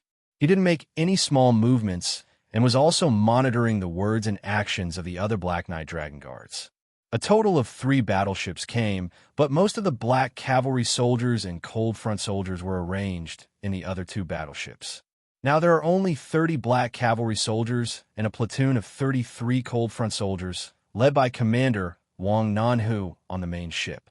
In contrast, Yang Lu arranged a total of 100 ninjas on the main ship. Just in terms of numbers, Yang Lu already has the advantage. The cautious Yang Lu did not act immediately. He knew the strength of the Black Cavalry, and the Cold Front soldiers were just temporarily kept in the dark. Once they know what happened, they will immediately become his opponents. Without full confidence, he will not act immediately. Yang Chundong seemed to be completely unaware of what was happening outside. He was still playing Go with his 4th brother, Yang Yang. In the end, he won 3 games. This is already giving a lot of face to his 4th brother. Yang Yang also knew what was going on. He couldn't help but laugh. 6th brother, your 4th brother is not your opponent. You are still the best. Haha, 4th brother, you're too modest. If you weren't so impatient, we might have won this game. Yang Chundong seemed to be talking about the chessboard, but it also seemed like he was pointing out something in a roundabout way. When these words fell into Yang Chundong's ears, he didn't know why, but his face tightened. He always felt that Yang Chundong's words were pointing at something. Fortunately, at this time, Yang Ying walked into the main cabin and said, "Your Majesty, Chao Jixiang's ship has arrived." "Oh, he's here? Haha, that's great." Yang Yang got up very happily. For him, being able to instigate the defection of such an important person like Chao Jixiang was naturally a great achievement. He could finally use practical actions to get rid of his status as Yang Chendong's fourth brother. For him to be where he was today, he also had real ability. Yang Lu Badeo Jiang, you go out and take a look. Yang Chendong didn't get up. With his current status, perhaps if Zhu Qijin came, he would only go out and welcome him. After all, it was just a eunuch, it was really nothing. Yang Lu and Badeo Jiang nodded in unison, then went out of the main cabin with Yang Yang. As expected, they saw a small boat sailing over. In the distance, Chao Jixiang, who was wearing clothes embroidered with fierce dragons, appeared in front of them under the protection of more than 10 imperial guards with embroidered spring sabers at their waists. That's right, it is Master Chao. When he saw the person, Yang Yang's smile grew wider. Although Badeo Jiang had never seen the real person, he had seen many portraits in the past. In addition, Yang Yang had verified the identity of the other party, so of course he didn't suspect anything. He nodded, then turned to enter the cabin and said, "Sixth young master, it is Chao Jixiang. Let's go on board to discuss." Yang Chendong nodded. His expression didn't change at all, but if one looked carefully, one would be able to see that he seemed to have sighed softly, but no one knew what it was that was a pity. Chapter 1649. A spiral staircase was set up on the ship to guide Chao Jixiang and the others onto the ship. The moment their bodies crossed, Chao Jixiang's gaze landed on Yang Lu. When he saw Yang Lu nod casually, a smile appeared on his face, and he seemed to straighten his back even more. With a total of 12 embroidered uniform guards, Chao Jixiang boarded the Yang family's 5th-grade warship under the protection of Wen Jing's command. Before entering the main cabin, he was stopped by Ba Daojiang and searched. Chao Jixiang was very cooperative with all this. He didn't bring any weapons with him. He probably knew that he wouldn't have a chance to assassinate Bugnam of Gojoseon even if he had a weapon. In the main cabin, Yang Chendong sat there unhurriedly, drinking tea. Yang Chendong excitedly led Chao Jixiang into the cabin. When he saw Yang Chendong, Chao Jixiang hurriedly bowed respectfully. "This servant greets His Highness Bugnam of Gojoseon." "Ha, Mr. Chao. I trust you have been well since we last met." Yang Chendong raised his head with a smile on his face. The two of them had crossed paths when they were in Baiming. At that time, Yang Chendong was a head above Yang Chendong. Now that so many years had passed, he was still a head above Yang Chendong. Chao Jixiang couldn't help but blush when he heard Yang Chendong's words. However, when he thought about how Yang Chendong might become his prisoner, he could step on Yang Chendong's head and do whatever he wanted. He suppressed his embarrassment and said respectfully, "Bugnam of Gojoseon is wise and mighty. How can his servant compare to you? If there was a eunuch's greatest skill, it would be flattery. As long as you wanted to hear it, you would listen to it. Otherwise, how could you make the emperor happy and entrust them with important tasks?" Yang Chendong, who already knew this, didn't believe Chao Jixiang's words at all. Thus, his expression didn't change as he said, "All right, don't show your tricks in front of this prince. Let's get down to business." "Yes, His Highness Bugnam of Gojoseon," Chao Jixiang replied, and stood there with a bitter expression. Chao Jixiang originally wanted to sit down and speak, but Yang Chendong didn't say anything. Naturally, he didn't dare to overstep his boundaries. At this time, he could only stand and speak his request. Among them, he emphasized how his brothers from the embroidered uniform guards would be placed if they joined Yang Xie. It could be seen that Chao Jixiang was well prepared. After he spoke, he didn't have any intention of stopping. He spoke one sentence after another, quickly attracting everyone's attention. At this time, no one noticed that Yang Lu had already left the main cabin. He looked at Yang Ying standing outside and nodded lightly. Then, he returned to the main cabin as if nothing had happened. After receiving the signal, Yang Ying immediately waved at Bei Muraku and Yu Suzuki, who were standing outside the main cabin. The two figures quickly left. After a dozen breaths of time, a fragrance drifted with the wind and enveloped the Class 5 warship. All of this was done unknowingly, without attracting anyone's attention. In the main cabin, Chao Jixiang hurriedly spoke for nearly half an hour. Finally, he said, All embroidered uniform guards will replace the black cavalry and be responsible for Bugnam of Gojoseon's safety. Bugnam of Gojoseon will be under the protection of our embroidered uniform guards and head to Baiming to ask for forgiveness from the emperor. Everything was fine before, and Chao Jixiang's attitude was also very humble. However, all of a sudden, the topic changed, causing everyone to be shocked. Especially Yang, who was the middleman. His expression changed greatly. He looked at Chao Jixiang and said, "Master Chao, what are you talking about? Are you crazy?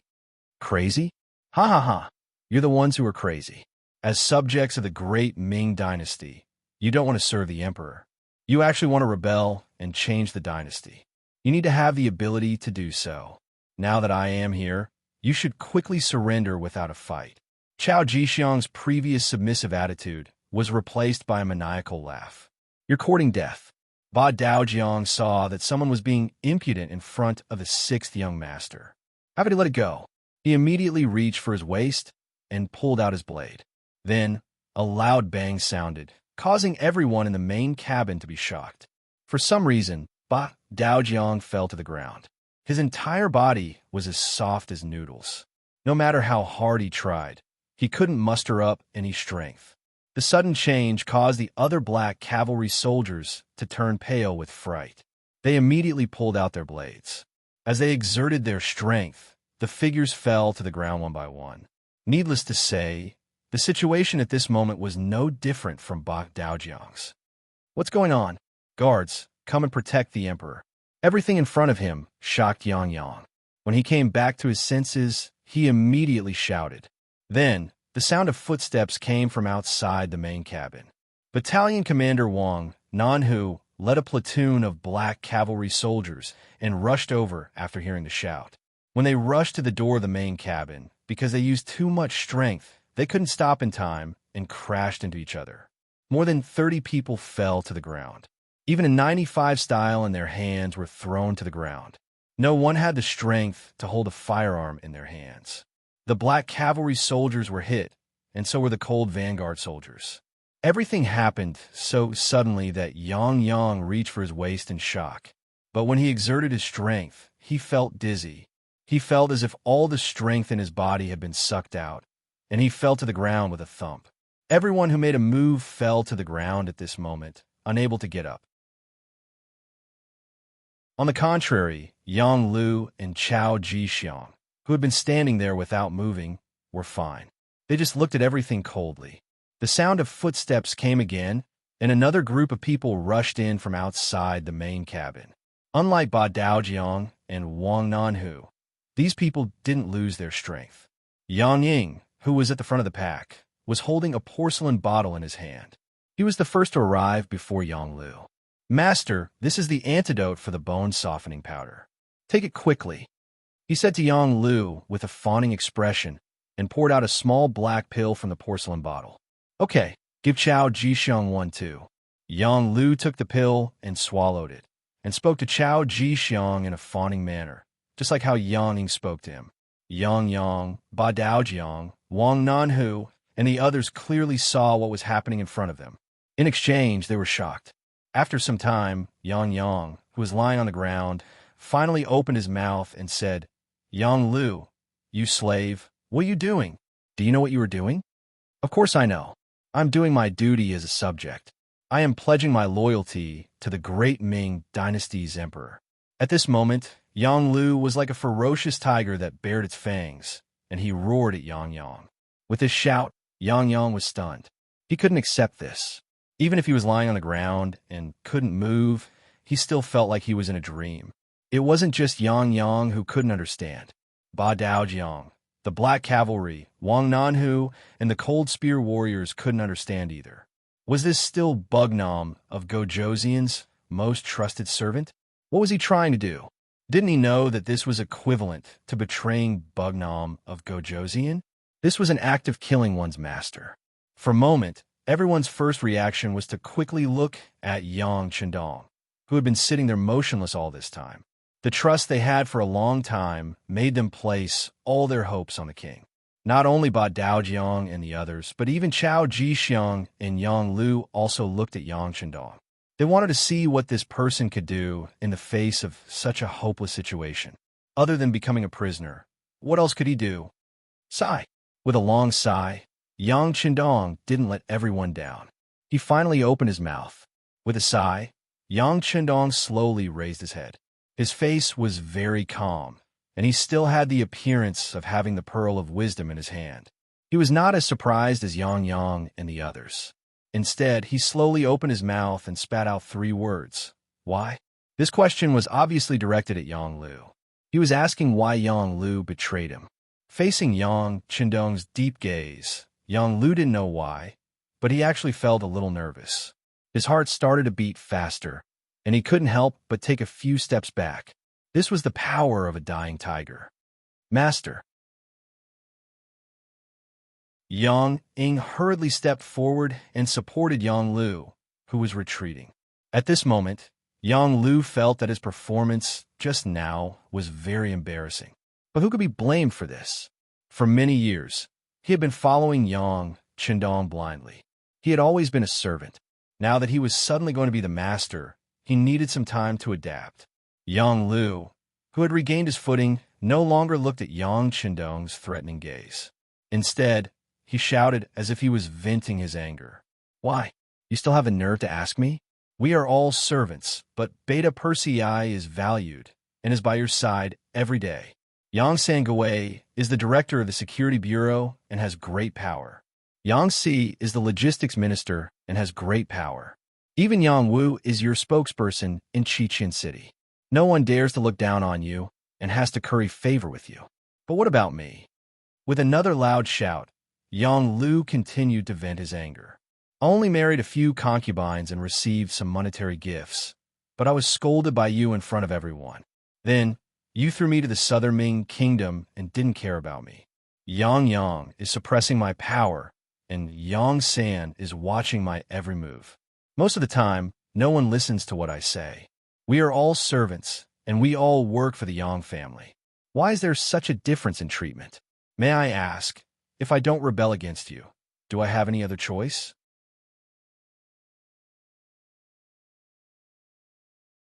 Chapter 1650. Under the loud roar, Yang Lu seemed to feel better. He then said, I know that you must think that I am useless, but that is only because you have not seen my ability. Now, the Southern Ming Emperor thinks highly of me and is willing to make me the new Bugnam of Gojoseon. As the saying goes, a gentleman will die for his friends. If you were me, what would you do? This sentence was not only directed at Yang Chendong, but also at Yang and the others. It was as if he was trying to absolve himself. When a person chose the path of betrayal, it was impossible to say that his heart did not suffer. Thus, they needed to find a reasonable excuse for themselves. This way, their conscience would at least feel better. Yang Lu was currently looking for an excuse for himself. Moreover, he was saying it in a dignified manner. As for whether or not he could convince others, he did not know. However, after saying this, his heart felt much better. After Yang Lu shouted, Chao Jixiang immediately said, That's right. Yang Shunming abandoned the dark for the light and placed righteousness before family. He is a model of a loyal official. For this, the emperor has already issued an imperial edict. He ordered us to capture the traitor Yang Chendong and appoint him as the new Bugnam of Gojoseon to command all matters big and small in Yangxia. Using this opportunity, a golden imperial edict appeared in Chao Jixiang's right hand. He took it out and read in front of everyone. By the will of the heavens, the emperor decrees. The following content was exactly what Chao Jixiang had said. At this moment, Yang, Ba Dao Jiang, and the Black Cavalry all looked at Yang Lu, who was kneeling on the ground to receive the imperial edict with eyes that could kill. It is still the same sentence. If lips could kill, Yang Lu would have been cut into pieces. Minister Yang Shunming thanks the emperor for his grace. Long live the emperor. After Chao Jixiang finished reading, Yang Lu stretched out his hands to receive the imperial edict. Then, he kowtowed 3 times to the ground. At this moment, he vividly displayed the image of a servant. Bugnam of Gojoseon, please rise. Chao Jixiang quickly helped Yang Lu up with both hands. Many thanks, Mr. Chao. Yang Lu also repeatedly expressed his gratitude. The two of them displayed an expression of mutual appreciation. Good. Congratulations, Master. Congratulations, Master. Yang Ying, who was standing at the side, also began to flatter Lin Fan. As Yang Lu Chung worked for Bugnam of Gojoseon, it was obvious that his status would rise as well. By then, he would be able to do whatever he wanted in Yangxia. In the face of Yang Ying's congratulations, Yang Lu was naturally overjoyed and in high spirits. Just now, he had said a few words to express his excitement. A voice suddenly interrupted him. How unexpected! Even the name has been changed. Yang Shunming, he not bad. Looks like you're really made to be a servant. Needless to say, only Yang Qindong could make such a sound. If it was in the past, Yang Lu would have been scared out of his wits when he heard this voice. However, at this moment, with the imperial edict in his hand, it was as if he had really become Bugnam of Gojoseon. At this moment, there was not the slightest bit of fear.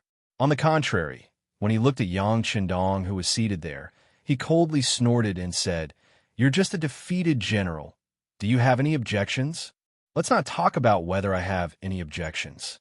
However, have you ever thought that with just one imperial edict from Zhu Qizhen, do you think the officials of Yangxia will recognize it and agree to it?" Yang Qindong retorted sarcastically. "That's right. What you've done is shameful to all the people of the Yang clan. Just you wait. It won't be long before someone comes to take your head. You'll die without a burial ground." Jiang Baoqiang roared with all his might. Seeing that someone still dared to threaten him at this time, Yang Lu couldn't help but laugh loudly. He didn't seem to be angry at all. It was clear that he had already considered this matter. With a wave of his hand, Yang Ying received a radio from the ninja beside him and respectfully handed it to Yang Lu. After receiving the radio, Yang Lu skillfully turned it on and then began to broadcast the contents of the telegram in front of everyone. As he spoke, he also narrated the contents of the telegram. Yang Qindong has already been captured by the Southern Ming's embroidered uniform guards outside of Fuzhou Harbor. Anyone who receives this telegram is to submit a form of surrender to the Southern Ming Empire within 3 to 30 days. This way, you and your family will be safe. The emperor feels that everyone is working hard for the glory of the great Ming Empire and has only been deceived by vile people. Those who surrender are allowed to bring all their family assets and move to the capital of the Southern Ming Empire. Those who do not surrender within the time limit will be regarded as traitors of the Southern Ming Empire and can be killed by anyone. At the same time, Yang Qindong, Ding Lu of the family of the guilty official Yang Qindong, will be appointed as the new Bugnam of Gojoseon, commanding all of the troops under Yangxia. In the 34th year of the Orthodox dynasty, Zhu Qizhen of the Ying sect. After speaking, Yang Lu, who had also finished sending the telegram, turned off the radio and laughed heartily. "How is it? This telegram has already been sent and can be received by anyone who has a telegram? Do you think that after such a thing has happened, there will still be people coming to find trouble with this prince?" Every unit's radio had their own communication codes, but once a telegram was sent, even the Yangxia's department or the army could receive it. It was easy to imagine what kind of chaos this telegram would cause after it was sent out. This was equivalent to the great Ming Empire's soldiers running to various cities and shouting that the emperor had been captured by the enemy. After the telegram was sent out, Yang Yang, Badeo Jiang, and the others were naturally infuriated. They hated the fact that they were powerless right now and couldn't do anything even if they wanted to. At this time, on another Level 5 battleship not far away, Telecommunications Director Wang Shan also received the telegram. Although Wang Shan was allowed to follow Yang Qindong for safety reasons, he didn't board the main ship. Wang Shan also knew that this was the biggest concession the sixth young master could make. Considering that staying on another ship would ensure his safety and control of the situation, he agreed. Now that he saw the telegram, his expression changed greatly, and he instinctively wanted to reply with a coded telegram to explain everything. However, considering Yang Qindong's previous orders, he could only suppress this thought and send out a few secret telegrams. On the main ship, Yang Lu Yang Shunming was looking at Yang Chendong with a smug expression. He was looking forward to seeing his former master's panicked expression. It would definitely give him a great sense of satisfaction. Unfortunately, he was destined to be disappointed.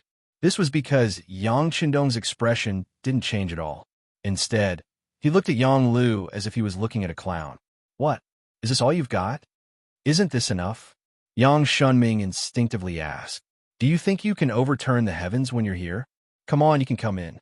Following Yang Lu's shout, Kitamura and Yui Suzuki in their marine cold front uniform led a few Jonins into the main ship. Bugnam of Gojosian, how have you been? Do you still recognize us? Clown, you're just a loser. Yang Chendong's expression didn't change at all. Instead, it was filled with disdain, as if he was already prepared for the appearance of these two special Jonins. Yang Chendong's expression didn't change, which greatly disappointed Yang Shunming. This was completely different for what he expected. He couldn't help but shout. What? At this time, you still want to be stubborn? You still want to act all high and mighty? Who are you trying to fool? That's right, you're already a prisoner. If you immediately kneel and beg my master, you might be able to suffer less. When Yang Ying saw that Yang Shunming was angry, he took half a step forward and said in a threatening manner, Oh, what do you think I am? Oh, right. You're the Uncle Ing that Mo Gue mentioned, right? Haha, I really underestimated you. To think that Yang Lu could get to where he is today, you must have contributed a lot, right? Let me guess, you shouldn't be as simple as Yang Lu's butler. If I'm not wrong, you should be a lackey of the Imperial Secret Service. Your real master should be this Chao Chonggong, right? Seeing Yang Ying jump out, Yang Chendong's voice was still filled with disdain. Yang Ying's expression changed constantly as Yang Chendong's words. He didn't expect that this Bugnam of Gojosian was so powerful that he actually knew his background. However, he didn't know if there was real evidence or if it was just a casual remark. But no matter what the reason was, he couldn't let him go on. Yang Ying immediately shouted, interrupting Yang Chendong's words. What's wrong? At this time, you still want to drive a wedge between us? That's right. He's just spouting nonsense. Brother Yang, let's not talk nonsense with him. Let's cripple him first. Chao Jixiang couldn't bear it anymore. Some secrets couldn't be made public, otherwise, it would affect his future plans. Shut up, Yang Shunming shouted, interrupting Chao Jixiang and Yang Chendong's words. He looked carefully at Yang Chendong and asked, How do you know all this? Haha, not only do I know all this, but I also know that once something happens to me, Yang Xie will become chaotic. When he is no longer as strong as before, they will make a move on you. After all, you are a chess piece. Of course, you will be thrown away. Yang Chendong laughed. This Yang Lu was really stupid. He thought that he could control his own fate, but he didn't know that he was just a puppet that had become another puppet. If Yang Chendong could think of this, Yang Lu naturally knew as well. At this moment, he realized that his own fate was never in his control. He couldn't help but turn around and stare fiercely at Yang Ying. When he noticed the murderous look in Yang Lu's eyes, Yang Ying couldn't help but take 2 steps back. With a nervous expression, he said, Master, I am already loyal to you. Don't listen to the instigation of this lowly person. Haha, loyal? How was the previous Yang Lu disloyal in front of this prince? Yang Chendong added in a timely manner. This also made Yang Lu, who was soft-hearted, harden his heart. Kitamura, please help me kill him. Don't worry, your country's Princess Junko will be fine. I will definitely rescue her and send her to you.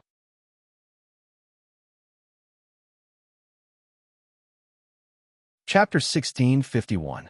Don't. Yang Ying sensed that something was amiss. His expression changed drastically, and he instinctively wanted to dodge to the side. However, a blade flashed, and he realized that he could see his buttocks. Then, Yang Ying, whose head had been chopped off, fell to the ground. He was as dead as a doornail. Not bad, you're ruthless. Looking at Yang Lu's performance, Yang Chendong praised him. After dealing with Yang Ying, Yang Lu turned to look at Chao Jixiang. Chao Jixiang's face was pale. He was clearly frightened. Chao Jixiang, I hope this is an accident. I hope there will be a next time. Yang Lu thought for a while and decided not to act. After all, he couldn't leave the support of the Southern Ming Empire. Naturally, he couldn't just kill Chao Jixiang. Chao Jixiang, whose expression had changed drastically and even wanted to shout for Wen Jing to rush in, could not help but let out a long sigh of relief. He knew that this was not because the other party had let go of his plot against him, but because no one could leave each other now. He said gratefully, "Thank you for not killing me, Your Majesty." Chao Jixiang's attitude made Yang Lu very satisfied. He nodded his head lightly and accepted this gratitude. Then he turned his gaze and looked at Yang Chendong, who was sitting there. Yang Chendong didn't even move a finger.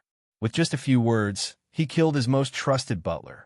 It had to be said that just thinking about this method alone was enough to make one feel shocked. It was precisely because of this that this person absolutely could not be left alive. Although for the sake of the greater cause, he would not go so far as to kill the other party, but he still had to capture the other party alive and control him. Kitamura, Suzuki couldn't do it. The two special ninjas, who had been waiting for a long time, nodded at the same time and walked to Yang Chendong. This scene made Badeo, Yang, Wang Nanhu, and the rest anxious. However, they were poisoned by the bone-softening powder and couldn't use their strength. There was nothing they could do. Wait! At this critical moment, a voice rang out. Although it wasn't loud, it caused the two ninjas to stop. Only Yang Chendong could cause such trauma to Kitamura and Yu Suzuki. The words "wait a minute" had also come from his mouth. As soon as he spoke, Yang Chendong raised his head and looked at Yang Lu. "What's wrong? Was it that urgent? Or are you afraid of me from the bottom of your heart?" "Afraid of you? Why should I be afraid of you? Don't you know that you're the meat on my chopping block?" Although Yang Lu was very afraid of Yang Chendong in his heart, and this was a habit that had been cultivated over the years, he still stiffened his neck and said these words. "Since you're not afraid, let's just talk about it. Otherwise, I'm afraid we won't have a chance to talk in the future," Yang Chendong said unhurriedly. However, the more he acted like this, the more he could emit a calming aura that affected the people around him, causing them to not dare to act recklessly. Say what? Yang Lu was still reluctant to admit his mistake. "Let's talk about Mo Gue. Oh, by the way, there's also the radio station with serial number 9826. Yang Chendong squinted his eyes. When he talked about this, there was even a slight smile at the corner of his mouth. Other than Yang Chendong, no one else knew that it was the radio station that Mo Gue thought was abandoned that attracted Yang Chendong's initial suspicion of Yang Lu. Every radio station had its own unique code, and people who didn't pay much attention to it wouldn't pay much attention to it. Yang Chendong didn't mention this to anyone else. He only intentionally recorded the code when he distributed the radio stations. At first, it was just to identify people by the station and the code. However, he didn't expect that this code would actually help him find the traitor. Yang Lu didn't know about this, and when he heard Yang Chendong mention the code 9826, he was still confused. "What do you mean?" Looking at Yang Lu's confused expression, Yang Chendong laughed. "You've been with me for so many years, but you haven't learned much. All right, then I'll tell you. Every radio station has its own unique code, and Mo Gue's code was 9826. When I brought people to attack the 3 provinces, Mo Gue saw that he had no chance of winning, so he committed suicide and buried the radio station. What he didn't know was that even though he destroyed 80% of the radio station, the code was still clear, so Yang Chendong deliberately dragged out his words. And, as expected, Yang Lu's expression changed. He exclaimed, "So you secretly investigated this radio station and found out that it was me?" "That's right." Yang Chendong looked at Yang Lu approvingly. "You're not that stupid. You just learned about it a little late. It was through this code that we found out that this radio station was allocated to Director White Fox of the CIA stationed in Nanming. However, that White Fox had already been bribed by you. She is now your mistress and is working for you. I have to say, you're very careful. In order not to reveal any flaws, you didn't find an excuse to apply for a new radio station. Instead, you borrowed White Fox's radio station and gave it to Mo Gue. You and White Fox are sharing a radio station, right? Listening to Yang Shindong's analysis, even though it was January 1468 and the weather was a little cold at sea, Yang Lu still broke out in a cold sweat. He was indeed very careful. In order not to attract attention, he dismissed Yang Ying's idea of finding an excuse to get a new radio station. Instead, after discussing with White Fox, he gave a radio station to Mo Gue. This way, he didn't have to worry about being exposed and people suspecting him, so he could lay out his plans.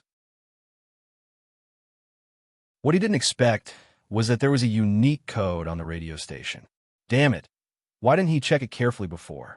He had seen the code before, but he didn't think much of it. In the future, it would be the same on every radio station. However, he didn't know that it was his carelessness that exposed him.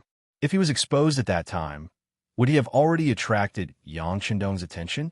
Could it be that the other party had seen everything that he had done? If that was the case, didn't that mean that everything he did was within his expectations? No, that's impossible. Another voice shouted in his mind. If that was the case, how could Yang Shindong get involved? How could he take the risk? He was now Bugnam of Gojoseon.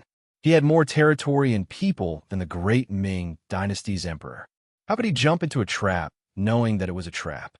At least, if he had that position, he definitely wouldn't take the risk. In his mind, Yang Lu, whose thoughts were flying, couldn't understand. At this time, Yang Shindong spoke again. After finding out that it was the radio station that White Fox used, they naturally found you.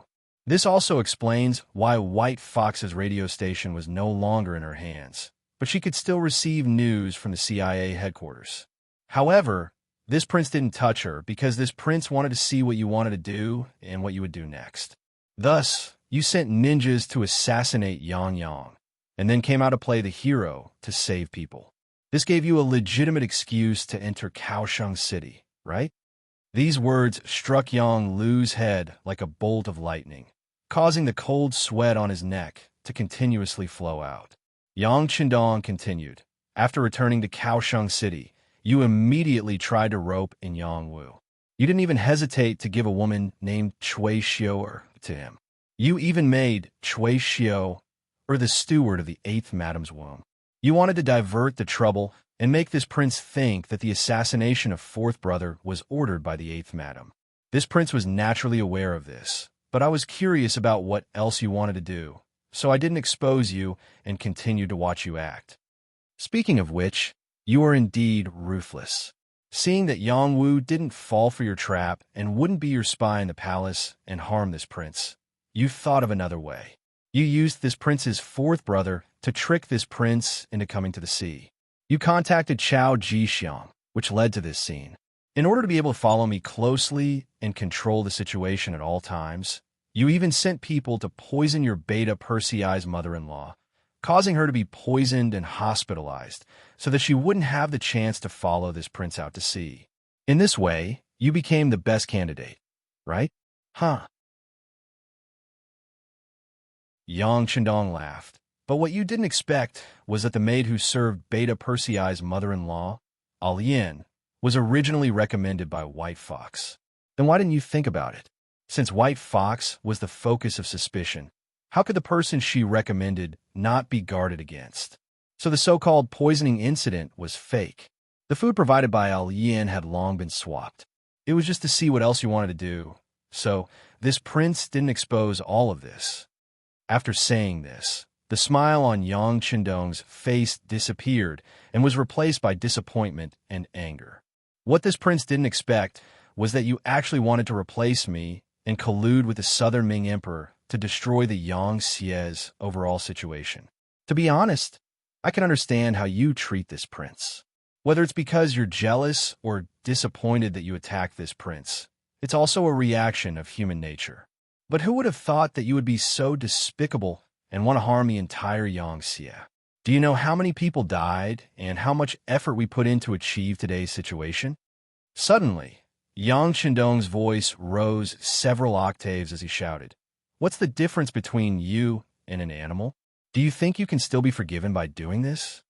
Yang Lu, who had long been deranged by this analysis, fell to the ground with a plop. Then, he said with a terrified expression, "No, this is impossible. You can't know everything. This is impossible."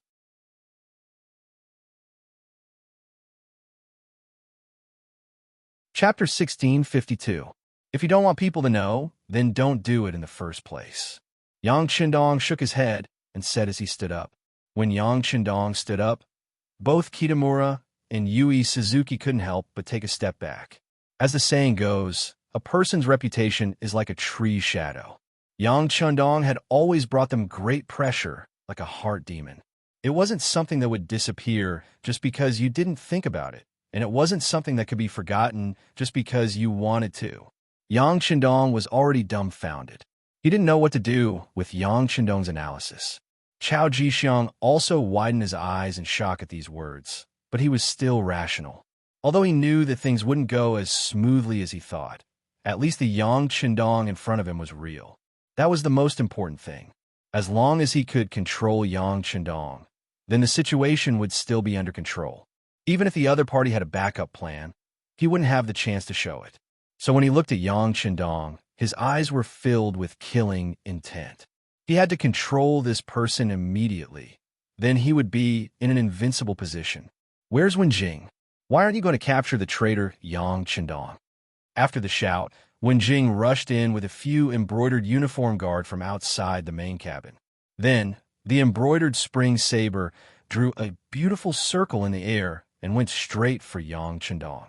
There were many rumors that Yang Qindong was not only unparalleled in intelligence, but his personal strength was also unparalleled in the world. Normally, they wouldn't dare to make a move. But now, the fragrance of the bone-softening powder had already taken effect. Yang Qindong was probably a soft-footed prawn, unable to resist. With such confidence, one of the embroidered uniform guards swung his saber. But it was obvious that he didn't use his full strength, and the way he attacked wasn't the kind that would take a life. His target was the neck, and he wanted to knock him out. Scram! With a harsh shout, Yang Qindong stretched out his leg and struck the Imperial bodyguard's chest. Under the powerful kick, it directly hit the person's chest. Immediately, the sound of bones cracking rang out, and the embroidered uniform guard's chest naturally caved in. How is this possible? The embroidered uniform guard, who had charged forward quickly but retreated even faster, landed beside Chao Jixiang. Seeing the blood bubbling out of the corners of his mouth, it was obvious that he was breathing in more than he was breathing out. Everyone in the room was so shocked that their eyes widened. Shouldn't he have been poisoned by the bone-softening powder? But why was nothing wrong with him? No one knew that Yang Qindong's biggest secret was in the big warehouse. It was just a bone-softening powder. When he felt it, it was led into the big warehouse and completely digested. How could it be a threat to him? It was because of the big warehouse that Yang Qindong dared to enter the tiger's den with a fearless face. The reason why he didn't make a move immediately was because he was waiting for the Wolf Fong Special Forces to make a move. After all, he wasn't the only one on the ship. There were also fourth brother Yang Yang, Badeo Jiang, and the other black cavalry, as well as the brother from the Navy's cold front. And just when Yang Qindong kicked a embroidered uniform guard to death, there were sounds of fighting outside the main cabin. Needless to say, the Wolf Fong Special Forces had arrived. They had followed Chao Jixiang all the way from the Fuzhou Pier. In order to let Yang Qindong boldly carry out his plan, Yang Qindong didn't ask where exactly he would meet Chao Jixiang. He only knew that it wasn't far from the Fuzhou Pier. From this information, the Wolf Fong Special Forces analyzed that Chao Jixiang would depart from the pier and follow him all the way. It was indeed correct. There were already sounds of fighting outside. Knowing that things weren't going well, Chao Jixiang's face changed as he urged Wenjing and the others to make a move. At the same time, he pulled the frightened Yang Qindong and said, "There's no time. You must let your ninjas make a move immediately. If we can't control Yang Qindong, we will all die here." "Yes, let's do it now." Yang Lu seemed to have come back to his senses as he shouted at Kitamura and the others. Originally, Kitamura and Suzuki didn't think much of Yang Lu. In their eyes, this person was just lucky to follow a good master. However, if they wanted to develop and even revive the small Japanese province and make it independent into a new Japanese empire, they needed financial support. On this point, Yang Lu happened to be able to satisfy them. In addition, they knew very well that if Yang Chendong didn't die, all their ideas would just be a dream. At this moment, they shouted and pounced on Yang Chendong. He had already reached the Grandmaster level. It was quite difficult to hurt him face to face. Although Wen Jin and the other brocade guards had also practiced martial arts since they were young, their methods were not bad. However, when faced with Yang Chendong, it was still not enough. After a few punches and kicks, the brocade guards were all dead on the ground. Even Wen Jin didn't hurt Yang Chendong at all. Instead, the embroidered spring sword in his hand was snatched away and he was stabbed in the neck. This time, Yang Chendong used 20% of his strength. After the sharp blade cut through, Wen Jin's head and body moved. A headless body fell at Xiao Jixiang's feet, scaring him and making him jump and scream. Although it was true that he was the factory manager of the Southern Ming brocade guards and had killed countless people in his hands. However, that was based on the fact that he was strong and the other party was weak. If they were to talk about martial arts, he was just a eunuch. Even a cold warrior could kill him 4 or 5 times. Now that he saw his trusted aide Wen Jin die in front of him, his expression changed drastically. He instinctively jumped behind Yang Lu. In the main cabin, the death of Wen Jin and the others did not end the battle. When Kitamura and Suzuki Wei rushed towards Yang Chendong from left and right, this was the most exciting part. The blades of 2 ninja swords slashed from left and right, carrying a threatening, killing intent. Those who didn't have enough eyes could only see the flash of the blades. As expected of special ninja, their foundation was very good and their strength was not bad. In addition, they didn't have to worry about food and drink in the past few years. As long as they trained wholeheartedly, not only did they recover from their original injuries, but their own strength had also become stronger.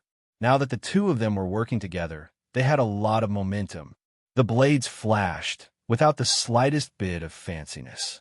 The first thing they did was to take a person's life. Obviously, they didn't want to capture Yang Chendong alive at all, but to kill him.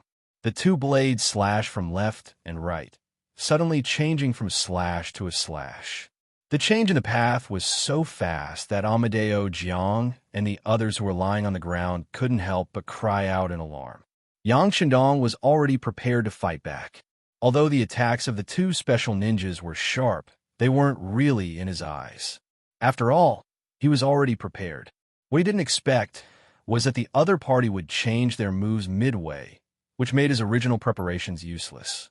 Seeing that the blade was about to pass through his body, bringing along a piece of flesh and blood at the critical moment of life and death, Yang Chendong suddenly turned sideways and at the same time pulled in his abdomen. In the next moment, only a pie sound was heard. The ninja blade had already cut open the green robe in front of his body. Meng Fei's blade was almost close to the skin of his abdomen, and he could even feel the coldness of the blade. At the last moment, Yang Chendong relied on his nimble footwork to dodge this fatal blade. Taking advantage of the moment when Kitamura's attack was about to end, he raised his leg and kicked out. As soon as the kick came out, the wind blew. As the saying goes, one can know the power from the sound. Just from the momentum of this kick, one could tell how powerful it was. Kitamura, who was the target of the attack, felt the immense pressure, and with a cry of surprise, he retreated. On the other side, Suzuki Yui, seeing her brother being threatened, wasn't willing to let it go. She suddenly slashed her blade at Yang Chendong, wanting to force him to save her. This slash was quite ferocious. Perhaps even a wooden stake as thick as a bowl would be sliced in half by it. Facing this blade, Yang Chendong's mouth flashed with disdain. Then, his right hand moved forward, and the embroidered spring blade met Yui Suzuki's blade. At the same time, he didn't retract his right leg, and it was still aimed at Kitamura's chest. For a moment, Yang Chendong's body formed a character. His left leg didn't move, and his right leg kicked forward. His entire body leaned back, and the scene looked very beautiful. Clang! The blade collided with the blade, and a crisp sound was heard. When the powerful arm strength was transmitted from the embroidered spring blade to the ninja blade, Yui Suzuki felt her right arm go numb, and she almost gave up her blade and retreated. While forcing Yui Suzuki back, his right leg also landed on Kitamura's chest. However, the opponent had the strength of a special ninja, and his body was abnormally agile. In the end, he still managed to dodge. But even so, the wind from his leg still brushed past Kitamura's chest, tearing his clothes and leaving a bleeding wound on his chest. Just the wind from his leg could cause such damage, making Kitamura and Yui Suzuki speechless. In the past, they only knew that Yang Chendong was very powerful, but no one knew how powerful he was because no one could really force him to use his full strength. But now they finally had a clear understanding in their hearts. Such an opponent wasn't someone they could deal with. Because they were on a ship, there was nowhere to retreat. Ninjas were indeed powerful, and they could rely on many things and the surrounding environment to hide themselves and achieve a one-hit kill. But this didn't mean that they weren't afraid of water. In this vast sea, once they entered the water, without any protection, who knows how long they could last. There was no way out.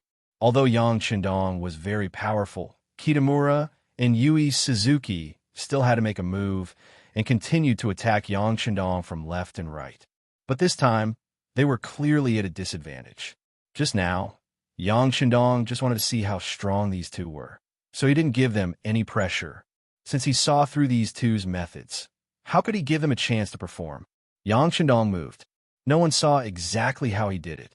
They only saw a figure flash to the side of the north village. Then, a sound of la-la entered their ears, and the figure disappeared.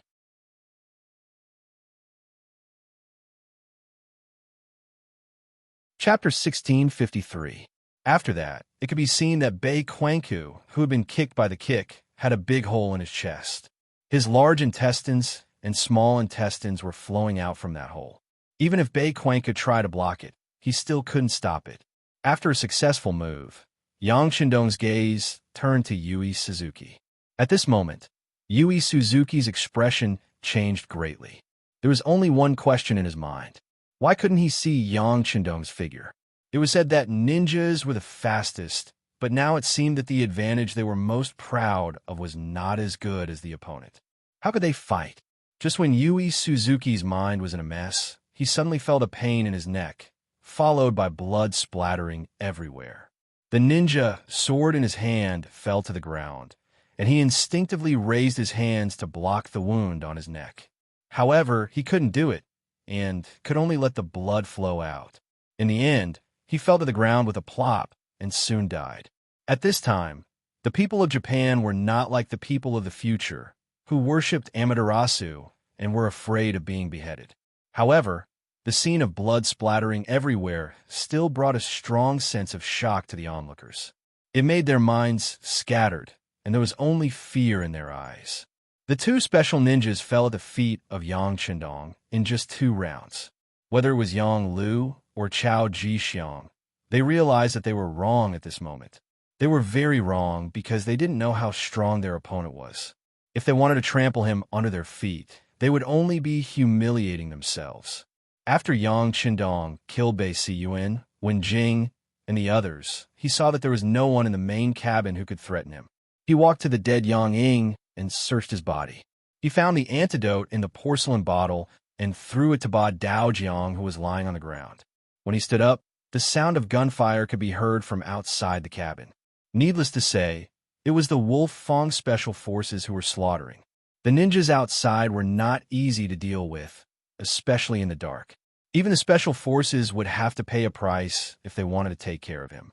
However, it was daytime, and with firearms in hand, those people were no longer a threat. After Ba Daojiang and the other black cavalry soldiers took the antidote, they immediately felt their strength return. They quickly got up and tied Yang Lu and Chao Jixiang up tightly. Yang stepped forward and punched and kicked Chao Jixiang, causing him to repeatedly beg for mercy. Yang Lu, on the other hand, was very unyielding and did not make sound. This result was completely out of his expectations. It was originally a flawless plan, but who would have thought that Yang Qindong would have seen through it long ago? He was just waiting for Yang Qindong to use all his trump cards, and then he would be caught in one fell swoop. Thinking that everything was over, and that it would be difficult for him to even die, Yang Lu could no longer see any hope in life. Even if Yang was kicking him, he didn't seem to feel any pain. Sixth young master, everything outside has been settled. The captain of the Wolfang division, Tai Hu, came out of the main cabin with a murderous aura. When he saw Yang Qindong standing there as if nothing had happened, he couldn't help but let out a sigh of relief. Then, he reported the situation outside. Very good. Yang Qindong looked at Tai Hu and smiled. At this moment, the captain of the Wolfang division, Skinny Monkey, suddenly walked over with a frightened expression on his face. Sixth young master, things are not good. There are many ships north of us. I don't know if they're coming for us. Not at all, not at all. Yang Lu, who looked like he was about to be captured, suddenly came back to life. He actually broke free from the Black Cavalry and rushed to the window of the main cabin. When he saw that there were countless black dots in the distant sea, he couldn't help but laugh wildly. Ha ha ha, got his eyes. Do you see? Those are the naval forces of the Japanese Empire. They are coming, they are coming. That's right, those are the naval forces of the Japanese Empire. General Kuroda must have arrived. Unknowingly, Chao Jixiang also squeezed over. Then, the two of them cheered as if they saw the hope of rebirth. Then, Yang Lu suddenly turned around and looked at the crowd. Do you see? Those are the naval forces of the Japanese Empire. There are 50,000 of them. They are here to capture you. How about this? Let me go immediately, and I can still save your lives. Otherwise what? A mere 50,000 naval forces dare to be arrogant in front of this king? Look carefully, who else is beside them? Yang Qindong snorted. At this time, Yang Lu still dared to be so arrogant and even dare to threaten him. This made him very angry. After all, being betrayed by the most trusted person, this kind of feeling was hard to accept. When Yang Qindong said this, the others couldn't help but look at the battlefield. Then, they noticed that there were more black dots in the periphery of the black dots. Then, the sound of cannons sounded. Flames appeared on the distant horizon. That was the reflection of the sinking of the warships. Needless to say, Nietong led the Navy's Cold Vanguard Division to attack. They were riding on a level 6 warship. Not only was the warship faster, but it was also equipped with more cannons. It was easy to deal with the 50,000 naval forces that could only fire solid bullets. With a bang, Yang Lu fell to the ground. At this moment, he finally understood that all his plans were within Yang Qindong's calculations. This time, he completely failed. Chao Jixiang was not any better. He sat on the ground with a thump. His face was also ugly. Right now, he was not only worried about his own safety, but also about the negative impact this incident would have on the Southern Ming Empire. Bugnam of Gojoseon, Yang Qindong, would not let this matter go and attack the Southern Ming Empire. Yang Qindong watched as the Japanese ships sunk one after another. His gaze was calm. To be honest, he didn't know that Kuroda, who had escaped for many years, would appear. He instinctively thought that Yang Lu and Chao Jixiang would have other means, so he made the corresponding preparations. He didn't expect that he would hit the jackpot. This was good, as another problem was solved. Yang Qindong didn't need to worry about the distant naval battle. Just like the Army's 1st Cold Vanguard Division was the Army's teaching team, the Navy's 1st Cold Vanguard Division was also the teaching team of the Navy. They were all left behind to protect the safety of Kiosk City. The only difference was that the 1st Cold Vanguard Division had a more important mission, and that was to not allow any ships from other powers to approach Kiosk City's port without permission. They didn't even let him get close to them. How powerful was this naval force? If they couldn't even deal with the Japanese who had already lost their homes, then they might as well retire and go home to raise their children. In a short while, the other two ships had also approached the main ship. Wang Shan led the Black Cavalry and the Cold Vanguard Division onto the main ship. Yang Qindong only glanced at Wang Shan. When he saw the other party nod at him, he knew that the necessary arrangements had been made. He then turned to look at the battalion commander, Wang Nanhu, who was being held down by the Black Cavalry. Speak. What exactly did Yang Lu have on you that made you cooperate with him so much? Your Majesty, I really don't know about Brother Yang Lu. No, Yang Lu will rebel. However, he does have something on me. My real name is Wang Hunan. I was sent to Yangtze by the Southern Ming Dynasty in the early days. Wang Nanhu was very straightforward and explained everything that had happened to him from the beginning to the end. Then, he said, everything happened because I didn't recognize people properly. Also, I have a problem with myself. It has nothing to do with my brothers. Please punish me, Your Majesty. I am willing to commit suicide as an apology. Wang Nanhu didn't have any intention of harming Yang Qindong. Otherwise, he wouldn't have been drugged by the tendons powder. However, he had done something wrong and his background wasn't clean. Therefore, Yang Qindong couldn't let him continue to hold an important position. Instead, he said to Yang, detain him first and let the intelligence department investigate him. Also, see if there are any more people like him in the army. The Cold Vanguard Division is our foundation. We can't let anything happen to it. Otherwise, it would be fatal. Yes, Sixth Young Master, Ba Daojiang quickly replied. With a wave of his hand, the Black Cavalry came forward and took Wang Nanhu away. At the same time, in the Southern Ming Dynasty's Ying Tianfu district, a group of people was quickly gathering at a small shop selling rouge. When they saw that the shop's door was closed, they didn't stay for long. They quickly climbed over the wall and entered. Judging from their swift movements, they were a well-trained team. In the backyard of the rouge shop, White Fox, the director of the Yang CIA station in the Southern Ming Dynasty, was pacing back and forth. She was anxious. This rouge shop was a branch of the CIA. White Fox usually took care of the shop. In reality, she was there to gather information and report back to the CIA headquarters. However, today White Fox was obviously uneasy. She knew that today was the day Yang Lu would make his move. Whether he succeeded or not, it would all depend on today. Unfortunately, her radio station, the one with serial number 9826, had been borrowed by Yang Lu. Now, she could only wait for news. Thud thud, suddenly, a strange sound came from outside the door. It sounded like someone had fallen to the ground. White Fox was capable enough to be the director. When she heard the sound, she immediately shouted, "Who is it? What's going on?" As soon as she finished speaking, the door was pushed open from the outside. A few unfamiliar men walked into the room, forcing White Fox to take a few steps back. This sudden turn of events gave the White Fox a bad feeling.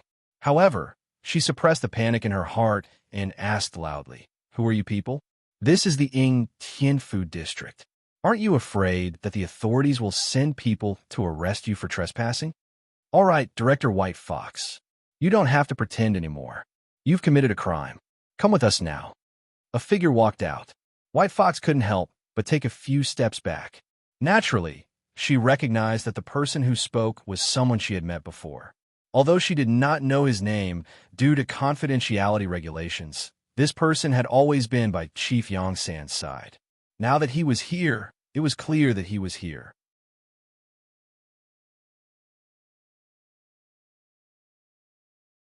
Chapter 1654. She knew that something might have happened to Yang Lu. White Fox's expression changed drastically, but it didn't matter. She still had a backer. She shouted loudly, "I'm innocent. Yang Lu forced me to do this. I want to see 7th Madam. I want to see 7th Madam." "You talk too much." The man shook his head lightly. Immediately, the members of the security bureau around him swarmed forward, covered the White Fox's mouth, and caught it. Yingtian City, Yuan residence. Big Boss Yuan Xian was sitting in his central room, drinking tea with a leisurely expression. He had already received news that his master, Yang Lu, would soon be in power. At that time, he would be able to obtain goods from Crimson City endlessly. At that time, he would become the wealthiest merchant in Southern Ming. Once he thought of the countless silvers that would fall into his hands, Yuan Xian couldn't help but smile. But soon, he couldn't smile anymore. A group of strangers suddenly rushed into his house. Without any explanation, they tied him up and took him away. After that, when his family reacted and went to report to the authorities, where was he to be found? Crimson City, in a courtyard in a bustling area. At this moment, a woman with a good figure was boiling a medicinal soup. Beside her, a younger girl was helping to add fuel to the fire. Dang, dang, dang.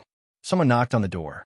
Then, without anyone's permission, the door was opened from the outside, and a group of policemen in black uniforms entered the courtyard. What are you doing? The woman turned around and saw the scene behind her. She couldn't help but frown, displeasure appearing on her face. She didn't notice that the girl beside her was much more nervous than her. After the policemen entered the courtyard, they didn't move around. They just stood there. It wasn't until another person walked out from behind him that the policeman stood at attention. At this moment, the woman saw the person who came. Elder Long? That's right. The person who came was Yangxie's chief of police. At the same time, he was one of 5 elders, Long Tainan. The woman who called out to her was Chi Chiga, the wife of Beta Persei, Yang Qindong's servant. It was precisely because of this that Kikij was very surprised to see Long Tainan. Then, she instinctively thought of something and couldn't help but say, "Could it be second brother Yang?" "No, brother Beta Persei is fine."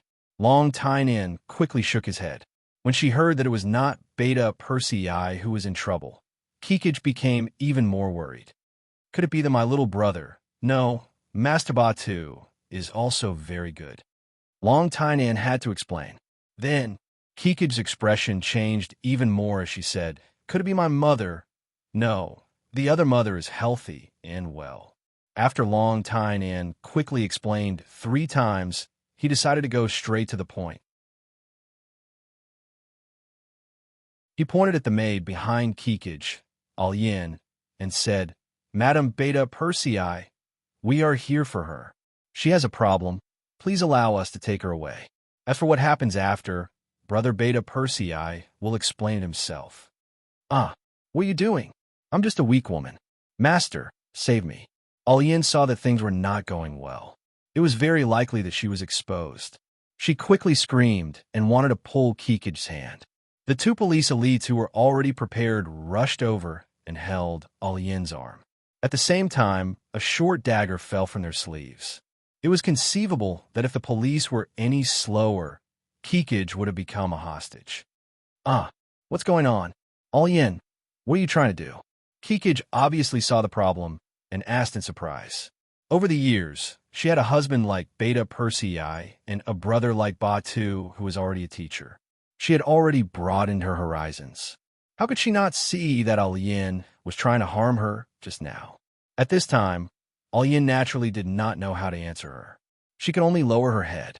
Long Tainan stepped forward and explained, "Brother Beta Persei will explain the details later. The task I received was to take this person away. I hope Madam Beta Persei can make things easier." It was because of Kikij's special identity that Long Tainan personally came this time.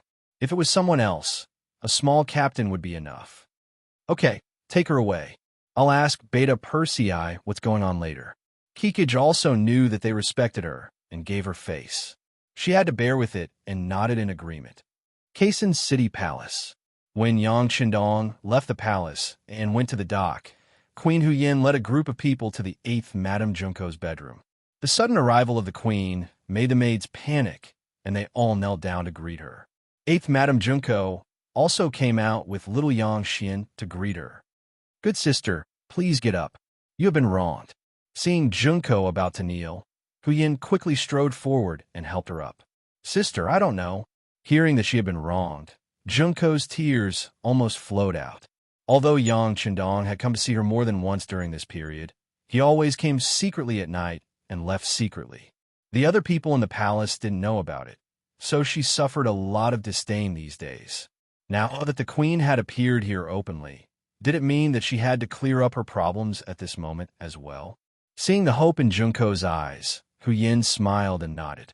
Then, with a wave of her hand, Tomiko appeared from the crowd. The appearance of Tomiko's personal maid, who was also the head maid, immediately attracted a lot of people who didn't know about it. Wasn't Tomiko's problem already dealt with? But now she appeared here, and it seemed that nothing happened. What was going on? Many people didn't understand, but some people knew. For example, Chui Xiao, or who was kneeling on the ground. At this moment, her eyes were already flustered. She was obviously scared. Capture her. When Tomiko appeared, Huyan's voice suddenly became cold. As soon as she finished speaking, a few tall and sturdy maids walked out and came to the side of Chui Xiao, who was kneeling on the ground, pressing her down firmly. What are you doing? I want to see fifth brother Yang. I want to see sixth brother Yang. Thinking of the two backing behind her, Chui Xiao couldn't help but shout, You will see them. Take her away. Huyan's voice was still cold. In the presence of many maids, Chui Xiao was taken away like this. Then, Huyan announced in public that the rumors about 8th Madame Junko's problem were just rumors. Now that it had been investigated, no one was allowed to talk about it anymore. Otherwise, the palace would punish them. With the queen's words, all the maids agreed in unison. Tears flowed out of Junko's eyes uncontrollably. She knew that her innocence was finally revealed to the world. On the other side of the palace, a telegram was in little Yang Bo's hand, and a pile of loose telegrams were placed in front of him. They were all asking what to do. Yu Qian, Wan Xiaochan, Shun Yu, Wu Qian, Long Tainan, who had just returned from a mission, and the only military member left in Kikian City, Lung Song, all stood in front of little Yang Bo. Everyone looked very nervous. The coded telegram sent by Yang Lu had now spread to all the Yangxia units and departments with radio stations.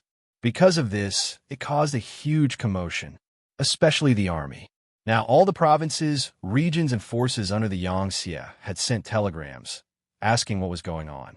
Did something really happen to Bugnam of Gojoseon, and so on?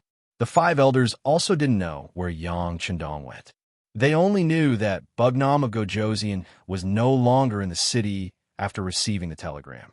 After discussing with each other, they came to the palace to see the eldest son, who was also Yang Chendong's designated successor, Yang Bo, to find out what to do. Yang Bo held the coded telegram in his hand, and the words that his father, Yang Chendong, said to him the last time they met appeared in his mind. If you think it's right, just do it. Thinking about Yang Chendong's words, Yang Bo suddenly seemed to have gained confidence. His eyes suddenly opened wide, and he asked, How's the situation in Kikian City now? Answering the prince's question, everything is fine. With us here, there won't be any problems. But as time goes by, the one who answered him was the most senior, Yu Qian. It was obvious that they could use their prestige to suppress the situation for a short period of time, but if something really happened to Yang Chendong, then it would be hard to say. What about the army? This time, Yang Bo looked at the only member at home, Lung Song. Lung Song, who had been promoted to first-rank general, immediately saluted and answered, The soldiers in Kikian City are fine. Although there are some emotions, they are stable. But many generals outside have sent telegrams, asking what's going on. If time goes by, Lung Song didn't say much after that. However, everyone could understand what he meant. The army wasn't like the army. There was a saying, when a general is outside, he can't give orders. If Yang Chendong wasn't prepared and something happened to him, then the other forces would inevitably try to rope him in. Some ambitious generals might even reveal their confidence. If that was the case, then who knows what would happen? Yang Bo nodded after hearing this. Although he was only 11 years old, his experience since young made him more mature than his peers. Not to mention, when he was free, Yang Chendong would bring him to deal with all kinds of things. Previously, Yang Chendong had purposely said something special to him, so he was somewhat prepared. Yang Bo, who was more confident than the others and trusted his father a lot, finally said, Everyone has seen the telegram. I believe in my father. He will be fine. You should also believe it, so do what you need to do. At the same time, we also need to pay special attention to the reactions of the people below, especially those generals who hold great power. Immediately have the intelligence departments in various places take action and keep an eye on their every move. Also, my father will be fine. We must believe that even if something happens to my father, I will still be here. Don't worry about anything, understand?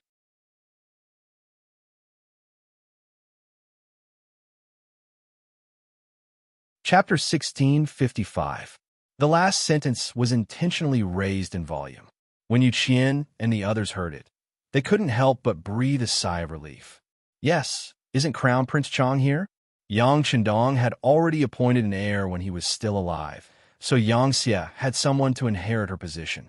The main thing was that her strength was still there. If that was the case, what was there to be afraid of? Even if someone really had other ideas, they could just go back and deal with them one by one. As long as Yang Xia's main strength was still there, how chaotic could the outside world be? After figuring this out, they immediately cupped their fists and saluted. Yes, we will follow Crown Prince Chang's orders. Above the sea, several warships finally gathered together, and then several people walked out of each ship and gathered on one ship. They went straight to Yang Chendong's level 5 warship in the distance. If someone was on this ship, they would definitely cry out in surprise after seeing the people on this ship. There were even some young Yang Xia women here who couldn't help but scream in admiration because the people standing on this ship were Tiger's Mane, Beta Persei, Yang San, Yang Si, and Yang Wu, because of work and the growing strength of Yang Xia. These people who were trusted by Yang Chendong the most haven't gathered together for more than 10 years. This time, they did receive a secret message and gathered at the sea.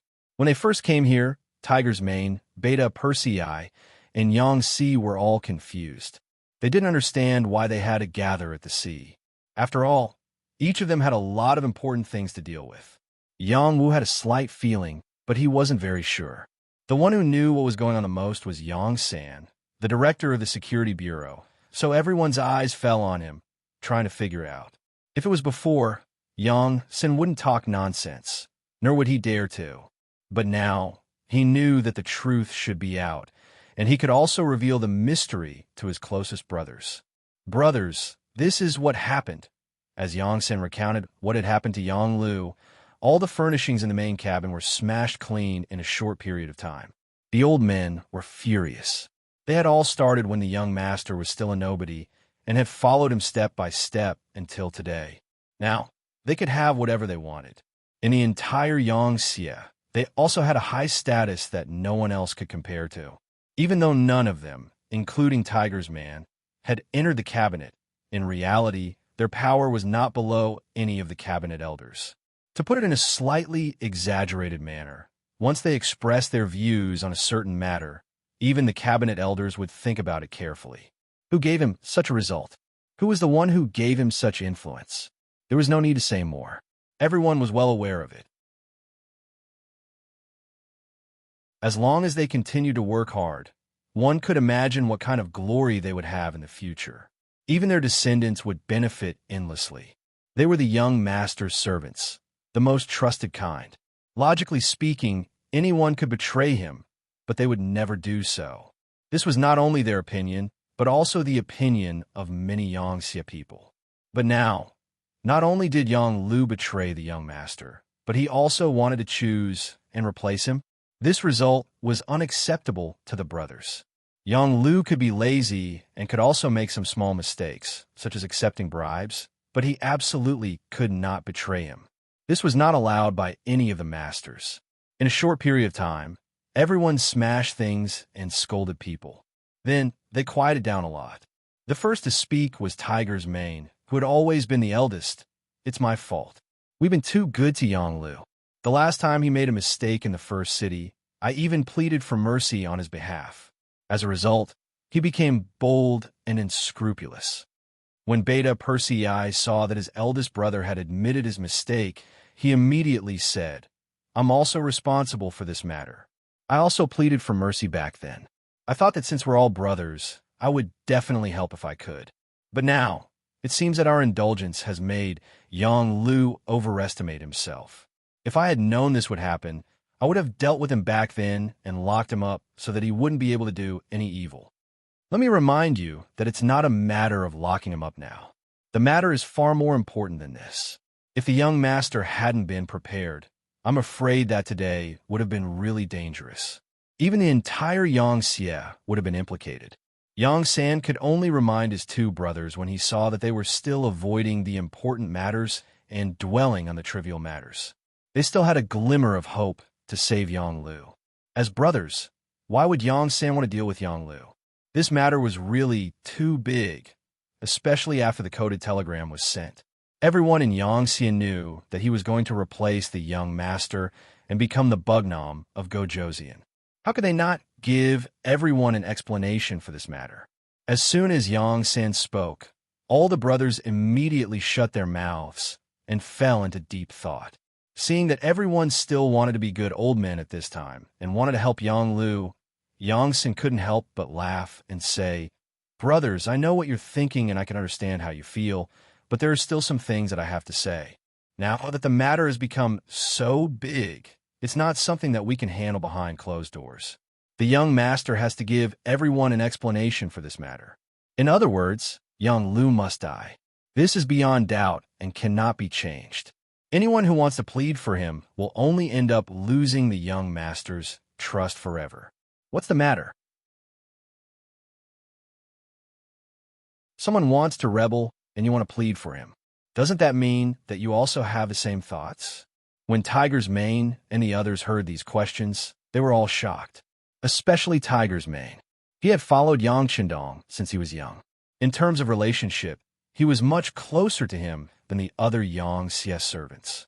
He would never allow anyone to threaten the young master, even if that person was his closest kin. For example, if that person was his son, he would place righteousness before family. Now, how could he really sacrifice himself for Yang Lu, who brought this upon himself? Not to mention whether this would cause the young master's displeasure. Just based on the fact that someone had threatened the young master, he could not let the other party go. After thinking it through, he said, "Thank you for your reminder, Brother Yang San. As your big brother, I'm here to say that no matter how the young master wants to deal with Yang Lu, I'll support him with both hands. This doesn't mean that I don't have feelings for everyone. It's just that Yang Lu's actions are too much. If you have any opinions about me because of this, then, as your big brother, I can't say anything. But even if you have opinions, I will stand firmly on the young master's side." As soon as Tiger's Mane finished speaking, Beta Persei was unhappy. As the servant who had followed Yang Chendong the longest over the years, Beta Persei's feelings for Yang Chendong were as deep as Tiger's Mane's. How could he plead for leniency because of Yang Lu's suicidal behavior? Not to mention that the other party had poisoned his mother-in-law in order to achieve his goal. At that moment, he also said, "I have the same thoughts as Big Brother Tiger's Mane. We support the young master's decision. No one can be blamed for this. Everything was brought upon by Yang Lu. We won't blame Big Brother Tiger's Mane because what you did was right." After Beta Persei's statement, Yang San, Yang Si, and Yang Wu also clarified their attitudes. Needless to say, everyone's thoughts were the same. That was, they could no longer plead for leniency for Yang Lu. As for how to deal with this person, they would completely abide by Yang Chendong's opinion. With their attitudes united, Yang San ordered the ship to speed up and move closer to Yang Chendong's main ship. On the main ship, Yang Lu and Chao Jixiang were pressed to the ground, unable to move. At the moment, Yang Chendong was listening to the report from the telecommunications division chief, Wang Shan. "Young master, as soon as the coded telegram was sent out, we received a lot of inquiries, but you didn't reply to any of them. Do you think there will be any problems?"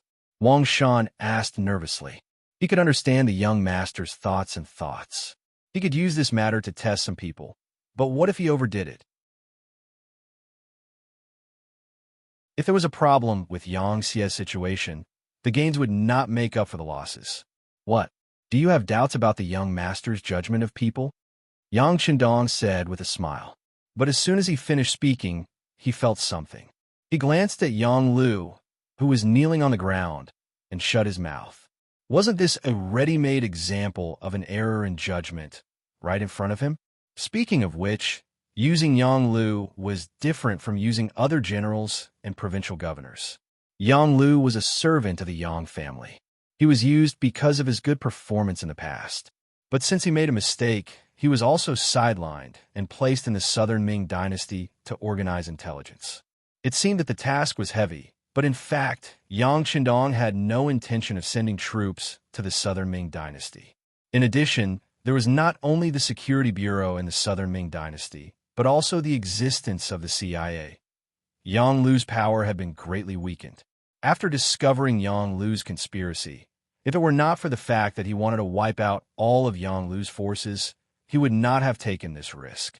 Therefore, Yang Qindong no longer had any trust in Yang Lu. If it were not for the fact that he wanted to take this opportunity to find out those who opposed him, he would have dealt with them long ago.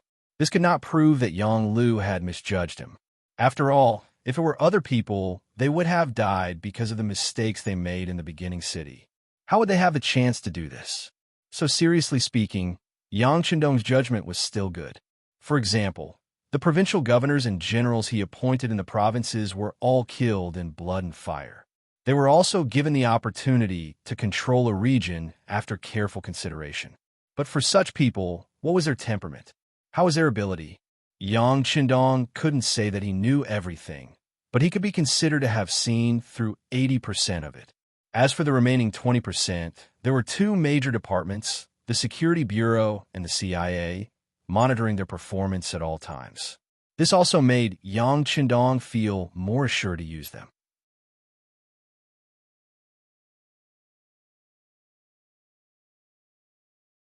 Chapter 1656.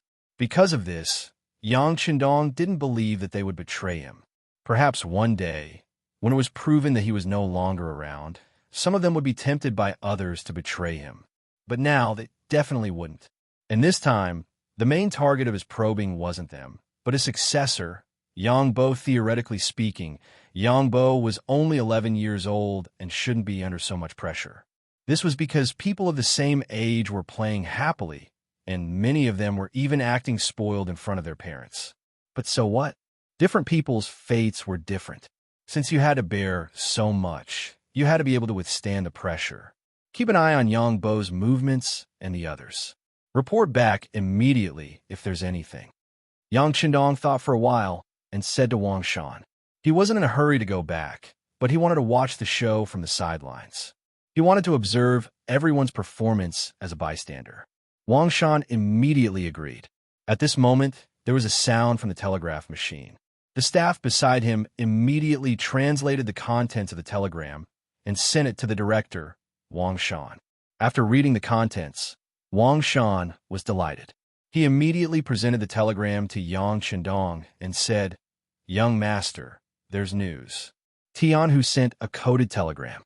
Oh, hearing that it wasn't from his son, but from the world's first cavalry army's commander, who was also one of the 5 members of the military commission, Yang Qindong was curious.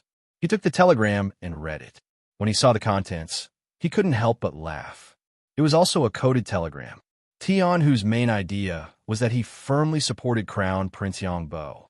Before there was any news from Bugnam of Gojoseon, he represented the world's first cavalry army and the army's 2nd Division to support all of Crown Prince Yang Bo's orders.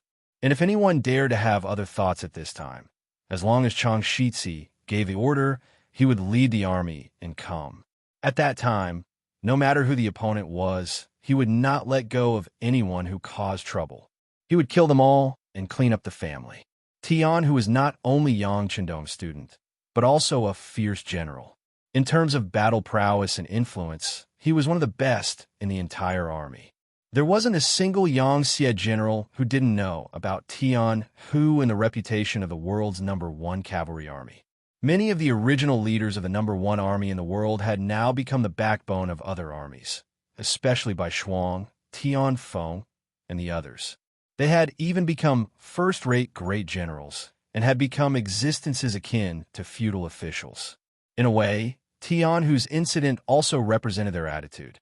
This made Tian Hu's influence even more rare.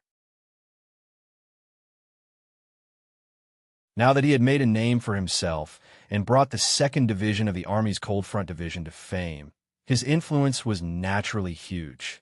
It was not hard to imagine that anyone with some ulterior motives would become obedient after seeing this coded telegram. And with Tian Hu being the first to take the lead to support Yang Bo, presumably, there would be more and more people who would respond. This way, the overall situation would be stable. The reality was just as Yang Qindong had expected. Soon after, the governor of East Europe and the commander of a new Second Army, Shibi, also sent a coded telegram, making the same decision as Tianhu.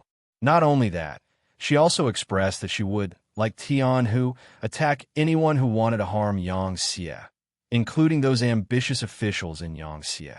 It had to be said that back then, Yang Qindong had thought that Shibi had a good political vision, and now it had come true.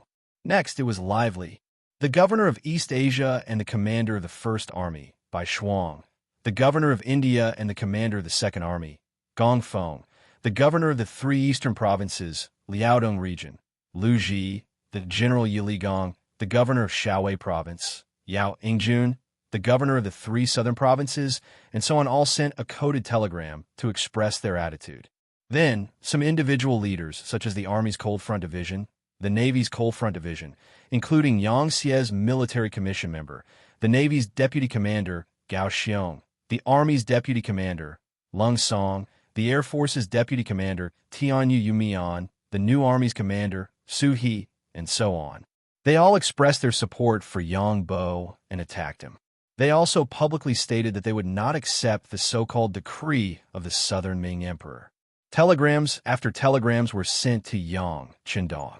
As Wang Shan read them out word by word, his expression naturally became better and better. On the other hand, Yang Lu and Chao Jixiang, who were kneeling on the ground, had ugly expressions, especially the latter. He had even begun to think about what kind of pressure the failure of this plan would bring to the Southern Ming Empire. If it was him, he could use this as an excuse to send troops to the Southern Ming Empire. After all, Zhu Qizhen's personally drafted imperial edict was now in Yang Qindong's hands. Just based on the fact that Zhu Qizhen wanted to establish Bugnam of Gojoseon, it was enough reason to send troops. Young Master, all the cabinet elders have also sent telegrams to express their support for Yang Bo. Then, eldest crown Prince Yang Bo also sent a coded telegram. Wang Shan looked at the newly received telegrams, and his face was filled with joy. Oh, what did Bo say? Yang Qindong was interested. Eldest crown prince said that he firmly believes that imperial father will be fine. He wants all the military departments to carry out their duties and not be disturbed. If something happens to Imperial Father, he will take up the heavy responsibility and send troops to the Southern Ming Empire first. Wang Shan read the contents of the telegram. Yang Qindong nodded continuously after listening and said, "Not bad. He knows that the conflict has shifted. Very good." Yang Qindong was indeed very satisfied with this move. By sending troops to the Southern Ming Empire to avenge himself, he would have enough time to sort everything out. In this way, after dealing with the Southern Ming Empire, many things would naturally fall into place. The new throne would also be stable. Seeing that Yang Qindong seemed to be in a good mood, Wang Shan asked tentatively, "Young Master, do we also need to send a telegram to announce to the world?" "Don't be anxious. Let's wait for a while." Yang Qindong's gaze fell on Yang Lu, who was kneeling on the ground. The first telegram was sent by this person. Of course, the next step was to solve his problem and announce it to the world. Reporting. A black cavalry stood outside the main cabin and said loudly, "Reporting to the 6th Young Master, Tiger's Mane, Beta Persei, Yang San, Yang Si, and Yang Wu ship is approaching us. They are requesting to board the ship. Please give us your instructions." "Let them in." Yang Qindong knew that the main character had arrived and could solve Yang Lu's problem, so he nodded and said, "Let them in." "Yes, 6th Young Master. Do we need to conduct a body search on them?" The Black Knight Dragon Guard asked in a clear voice. If it was in the past, no one would ask such a question. It was not for any other reason, but because these people were the most trusted people of the 6th Young Master. They were people who could be trusted. Even if someone had a problem, they would not have a problem. But now, after the incident with Yang Lu, no one dared to think that way. That was why they asked for such a request. "No need. They are still Young Master's servants. They will always be my servants," Yang Qindong said with an unhappy expression. "Understood." The Black Knight Dragon Guard, who asked for instructions, quickly retreated. Ba Dao Jiang, who was standing in the main cabin, was so shocked that he quickly apologized. Sixth young master, the brothers below are just doing it for your safety. Please don't take it to heart. I know, they're doing it for my own good. But Yang Lu is Yang Lu. He is not the same kind of person as them. Don't say such things again in the future. Yang Qindong waved his hand and interrupted Ba Dao Jiang's words. However, he knew very well that some things had happened, and it would be very difficult to go back to the beginning. This could be felt by Tiger's Mane and the others who were about to board the ship. Originally, their ship was close to Yang Qindong's main ship, but when they wanted to board the ship, they were stopped by the Black Cavalry. Although they did not point their guns at Tiger's Mane and the others, the serious look on their faces when they held their guns was very different from before. As the supervisor of the Black Cavalry, Beta Persei's expression was very ugly when he saw his brothers treating his brothers like this. He could not help but scold them out of habit. What are you doing? Can't you recognize us? Where did your eyes go? After all, he had been in charge of them for so many years, so he still had some authority. This shout made several Black Cavalry involuntarily put down their guns. However, there were still some Black Cavalry who were still holding their guns and staring at Beta Persei and the others. Their gazes were more of scrutiny. Seeing that there were people who were not convinced, Beta Persei was unhappy. He wanted to board the ship and kick the Black Cavalry. Of course, he would not really kick them, but he should at least teach them a lesson. Okay, second brother, things are different now. Yang San, who was always clear-headed, shook his head and reached out to grab Beta Persei. Yang Si also came forward and whispered, "Sixth brother has put us all in a lot of trouble." As soon as these words entered Beta Persei's ears, he remembered something and his expression became a little ugly. But in the end, he suppressed the impulse in his heart and stood in place, waiting for orders. Tiger's Mane looked at everything that was happening in front of him and could not help but feel sad. This was something he had never thought would happen. But now, because of Yang Lu, it really happened. At this time, he had to admit that he had brought this upon himself. Fortunately, they did not have to wait for long before the Black Cavalry came and invited them to board the ship. As the leader, Tiger's Mane did not board the ship immediately. Instead, he asked carefully, "Do we need to be searched?" This sentence sounded like a joke. At least Beta Persei thought so. They were the young master's servants and could directly address Yang Qindong as young master. In the entire Yang Xie, only they and the telecommunications director Wang Shan, who was later trusted, could do so. Was this search not a joke? Who would have thought that the Black Cavalry would actually answer? Logically speaking, it should be done, but the sixth young master said that there's no need. He said that you are still the most trusted people.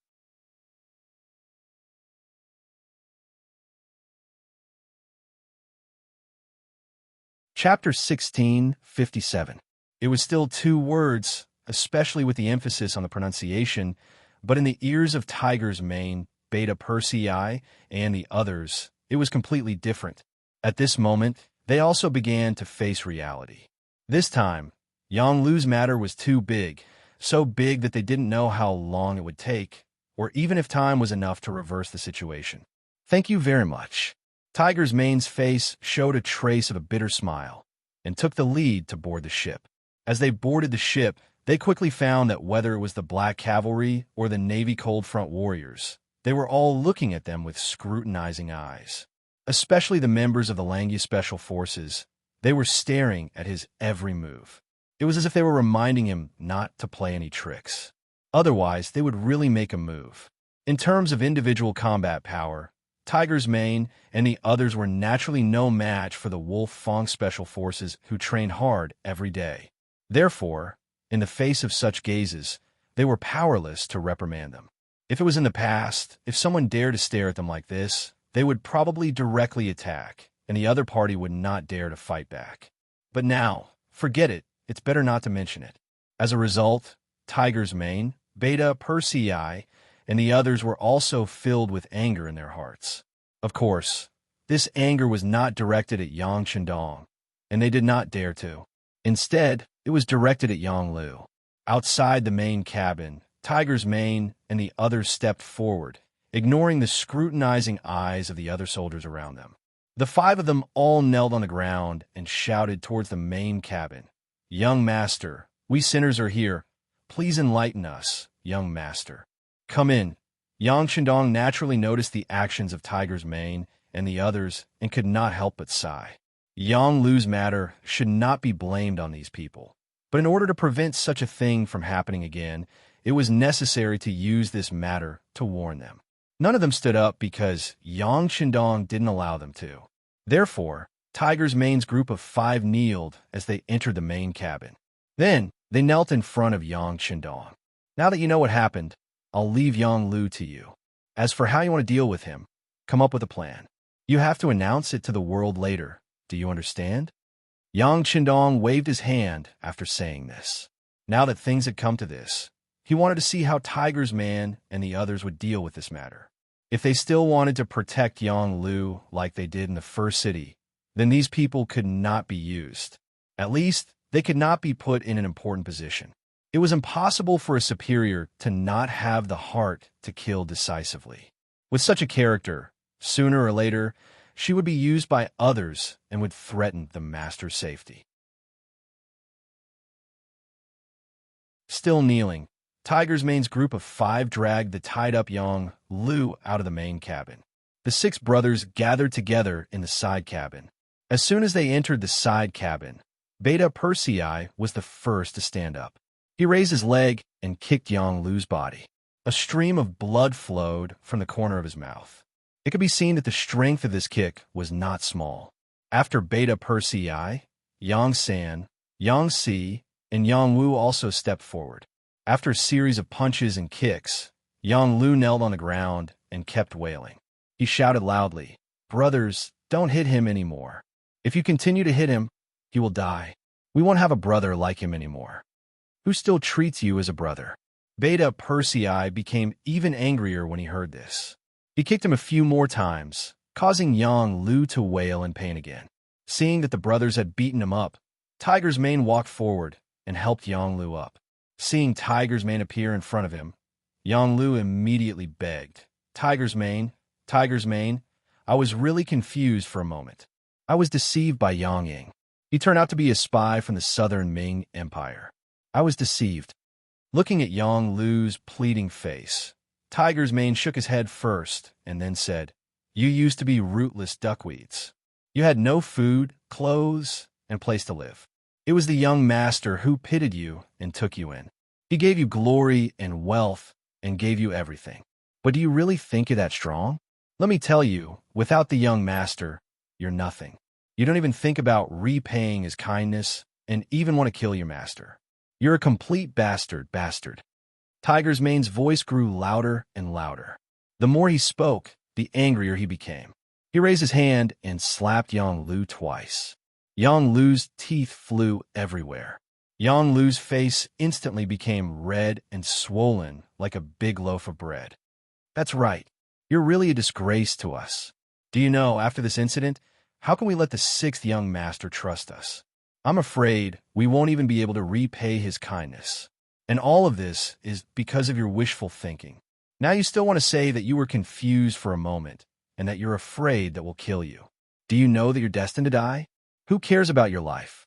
Yang San walked forward and said earnestly. Then he kicked Yang Lu, who had just knelt down to the ground. Originally, Yang Lu only had a look of regret on his face. He still had hope in his heart that with the help of these brothers, he would be fine. At least his personal safety would be guaranteed. Didn't something like this happen before? Wasn't he fine? Moreover, this time he didn't cause any substantial harm to Yang Chendong. Everything could be saved. But now, after Tiger's Mane and Yang San's words, he suddenly felt that things weren't as good as he thought. He might die. He couldn't help but cry. If his hand weren't tied, he would probably hug Yang San and the others' legs and cry. However, crying wasn't the way to solve a problem when a person did something wrong, especially when Yang Lu made such a big mistake. He actually wanted to capture the young master and even wanted to kill the young master to replace him. This wasn't something that could be saved by others. Just like what Yang San had said before, If anyone dared to plead for Yang Lu this time, the person who pleaded for him wouldn't have a good ending. If he was in the young master's shoes, would he forgive Yang Lu's actions? Yang Lu cried, crying like a child. At this moment, he was extremely regretful. He thought about what Tiger's mane had said. In the past, they were all children who didn't have enough to eat and wandered around.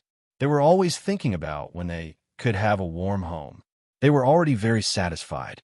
If they could eat hot meals, it would be a great gift from the heavens. But he didn't know when it started, but his ambition became bigger and bigger. Eating good food, drinking good wine, and having different women serve him every day. These were no longer enough to satisfy him. He wanted more. He even dreamed of becoming a king with a different surname. He even wanted to take the powerful Yang Xie as his own. Now that he thought about it, if this wasn't wishful thinking, then what was? If it wasn't for Yang Qindong's reminder, he wouldn't even know that his most trusted butler, Yang Ying, was actually a spy from the Southern Ming Empire. Thinking about how terrifying it was, he was afraid that if he really became a king with a different surname, he wouldn't be far from death. Would Chao Jixiang and Yang Ying keep him alive once the Yang faction was completely destroyed and he was no longer of any use to them? Also, he realized that he had thought of things too simply. Even if Yang Qindong was no longer around, could he become a king? His master had a descendant. With such a promising eldest son like Yang Bo, his ambition would not be realized. This could be seen from the coded telegrams that he had just heard. At this moment, Yang Lu realized that he was like a clown who had been daydreaming all this time. To think that he was still wandering in his dreams, unable to extricate himself. Now, he had become a prisoner. Even his brothers, who doted on him the most, wouldn't care about him anymore. He could imagine what kind of end he would end up in. He probably couldn't even ask for a quick death. When he thought about death, he thought about how his brothers didn't save him. At this moment, Yang Lu started to become stubborn. He suddenly stopped crying and raised his head to look at Tiger's mane, Yang San, and the others. He said angrily, "You are all people who are afraid of death. You didn't save me when I was dying. You are heartless and ungrateful. Today I, Yang Lu, have such an end. I'm afraid it will be your turn next time." So, saving me now is saving yourselves. Do you understand? Death was at hand. He was still thinking of threatening others. Looking at Yang Lu's current state, he didn't look like the usual obedient younger brother. Tiger's mane and the others couldn't help but shake their heads. They knew that their younger brother was hopeless. Even if they worked together to save him this time, they didn't know what kind of mistakes they would make next time. Not to mention, they didn't have the strength to save him now. The mistake that Yang Lu had made was too big. Even if Yang Qindong wanted to save him, it wouldn't be possible. Now, there weren't only a few people in Yangxie. There were also those ministers watching. There were so many officials in those departments watching. There were also so many generals with military power watching. If Yang Lu didn't die, did it mean that others could follow his example in the future? Thinking of this, Tiger's mane and the others shook their heads. Originally, they wanted to come over and catch up one last time. At least, they wanted to see if Yang Lu had any other wishes that they could help him fulfill. But now, it seemed that there was no need for that. Shaking his head, Tiger's mane sighed. Then Beta Persei also sighed. They knew that this person was hopeless. At this moment, in the main cabin, Yang Qindong was interrogating Chao Jixiang. From time to time, Chao Jixiang would come up and punch and kick him. The other party was already covered in bruises and teeth all over the ground. Yang Qindong was very angry. He was actually used. If it weren't for his sixth brother, Yang Qindong, who was prepared, the consequences today would be unimaginable. From now on, the Yang family was completely finished, and all of this was obviously because of him. As a result, one could imagine how much he hated Chao Jixiang now. Whenever he was faced with Yang Qindong's questions, he would be severely beaten if he answered even the slightest bit slowly.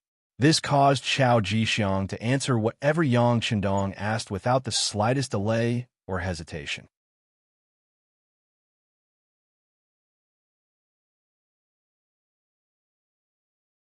Chapter 1658. According to Chao Jixiang, Zhu Qizhan felt that Yang Qindong was the biggest threat and wanted to get rid of him as soon as possible, including the previous 3 provinces' king, Zhu Huihua, who used troops against Yang Qindong. It was actually the result of Zhu Qizhan's connivance. Left with no choice, after Chao Jixiang accepted the mission, he thought of ways to rope in Yang Lu, using Yang Ying, who was arranged to be by his side to help him fall step by step. After making a mistake in the first city, he was transferred to the southern Ming dynasty. It didn't take long for him to get in touch with Chao Jixiang and began to plan and look for opportunities. Relying on his identity as Yang Qindong's servant, Yang Lu wantonly raked in money during his time in the southern Ming dynasty. The businessman named Yuan Qian was his spokesperson. With his relationship with Yang Lu, most of the goods transported from Peasant City to the southern Ming dynasty were sold by him. With money in his hands, the next thing was easy to do. Yang Lu funded Zhu Huihua and asked him to find trouble with Yang Qindong. He also tricked the other party into entering the Southern Yun mansion. It was a pity that this Zhu Huihua was ambitious but incompetent. Yang Qindong escaped and was caught instead. As a last resort, Yang Lu used his identity to find the training place of the ninjas in the northern village and rescued them. He gave them money to maintain their training and promised that as long as Yang Qindong was killed, they would be allowed to stand on their own. It was equivalent to finding a big helper. Seeing that Yang Lu was working so hard, Chao Jixiang didn't stay idle. He spent a lot of effort to find General Kuroda, who had escaped from the Japanese Navy, and asked him to lead the army to kill Yang Qindong. However, he never thought that everything was within Yang Qindong's expectations. In the end, Chao Jixiang failed and became a captive in the hands of others. Now, he only regretted being enemies with Yang Qindong. He even knelt at the feet of Yang Qindong and said that he was willing to recognize him as his master and return to the southern Ming dynasty to help Yang Xie deal with the southern Ming dynasty. For someone like Chao Jixiang, it was no different to call him a dog. It would recognize whoever fed it as its master. Yang Qindong, who was at the side, was also convinced. He looked at Yang Qindong with an expectant gaze. Obviously, he felt that releasing Chao Jixiang as a spy for Yang Xie would be very beneficial for dealing with the southern Ming Empire. It was a pity that Yang Qindong ignored his hopeful gaze. Instead, he turned to Ba Daojiang and said, "Take him away and continue interrogating him. Make him spit out everything he knows. If you discover any southern Ming spies hiding in Yang Xie, record them all." "Understood," Ba Daojiang hurriedly replied and was about to carry the kneeling Chao Jixiang out. Unexpectedly, Yang Qindong added, "The interrogation can be more intense as long as he doesn't die. If he really dies, then so be it. Just don't let him play any tricks." Yes.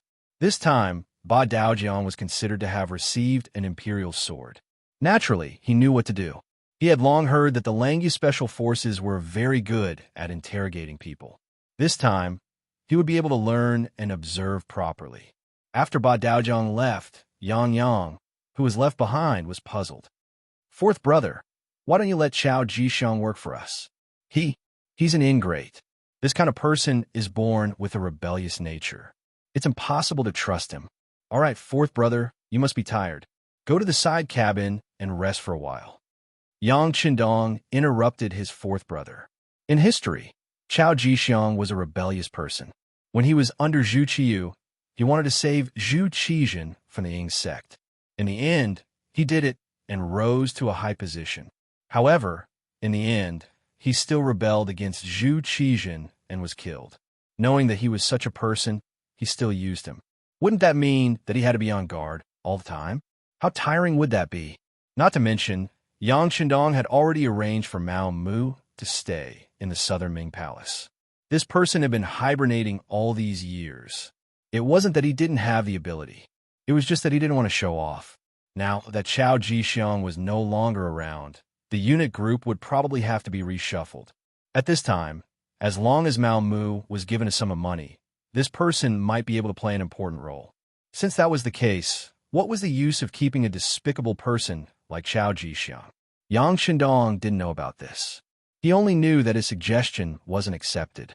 In addition, this time, he trusted the despicable person so easily that something almost happened to Yang Qindong. With this, if it was someone else, even if they didn't die, they would be half dead. However, he was Yang Qindong's fourth brother. Naturally, he wouldn't do anything to him. However, it could also be seen that his ability was only so. He wouldn't be able to do anything big. Forget it. Since he had seen through his ability, he didn't need to care about anything in the future. He could just be a rich man with peace of mind, relying on the fact that he was Yang Qindong's fourth brother. As long as he didn't care about politics, then in the future, wouldn't he be able to eat and drink well, living a carefree life? Yang Qindong had thought it through, so he strode out. It could be imagined that this person would retire from politics from now on. As soon as Yang Qindong left, Wang Shan came over to report the results of the naval battle. Under the early preparation of Commander Nietong, under the attack of the powerful artillery, 50,000 Japanese Empire's naval forces were completely annihilated. At this point, another problem was completely solved. Now, Commander Nietong had brought the fleet close to Yang Qindong, telling Nietong that he did a good job. Yang Qindong nodded. For this battle, he already knew that whether it was the power of the artillery or the attack range, it was several times the opponent's. If this battle couldn't be won, then there was no need for Nietong to be the commander of the Navy. He should just go home and take care of his children. While the two were talking, outside the main cabin, the voices of the Five Tigers' main brothers came out. They wanted to see Yang Qindong. Wang Shan, you go out first. If there is any urgent situation in the radio station, inform this young master at any time. Yang Qindong knew that he had to face it sooner or later. Considering the face of Tiger's Mane and the others, Yang Qindong decided to face them alone. Yes, Wang Shan agreed, but he didn't leave immediately. Instead, he asked with a little worry, "Young master, do you need to call Captain Tai Hu and the others to wait outside the cabin?" Obviously, Wang Shan was worried about Yang Qindong. He was afraid that something would happen in the meeting. No, they're all on the same side. Yang Qindong shook his head. Yang Lu's matter was an exception. He didn't believe that Tiger's Mane and Beta Persei would do anything to harm him. If that was the case, he would be a failure as a person. Wang Shan was just reminding him. If he said anything more, he would have the time to sow discord. He nodded and walked out with the radio. Then, Tiger's Mane and the others entered the main cabin and knelt in front of Yang Qindong without any explanation.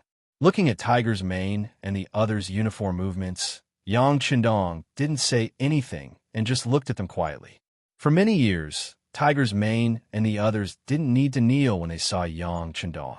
Sometimes they saluted, and sometimes they nodded as a subordinate's etiquette. Normally, even if they knelt, Yang Qindong would ask them to get up immediately. But this time, the sixth young master didn't say anything.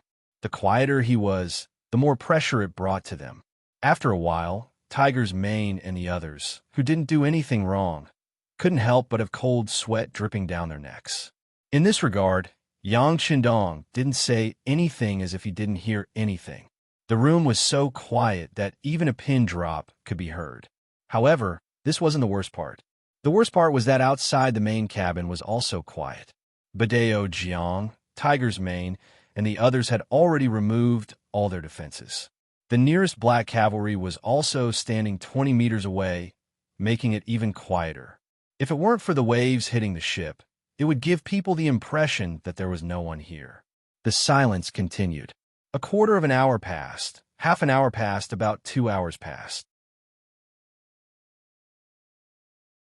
Seeing that Tiger's Mane and the others' clothes were drenched in cold sweat, and even Yang Si, who had the worst physical fitness, was a little unsteady, Yang Qindong finally said, "If you have something to say, stand up and say it."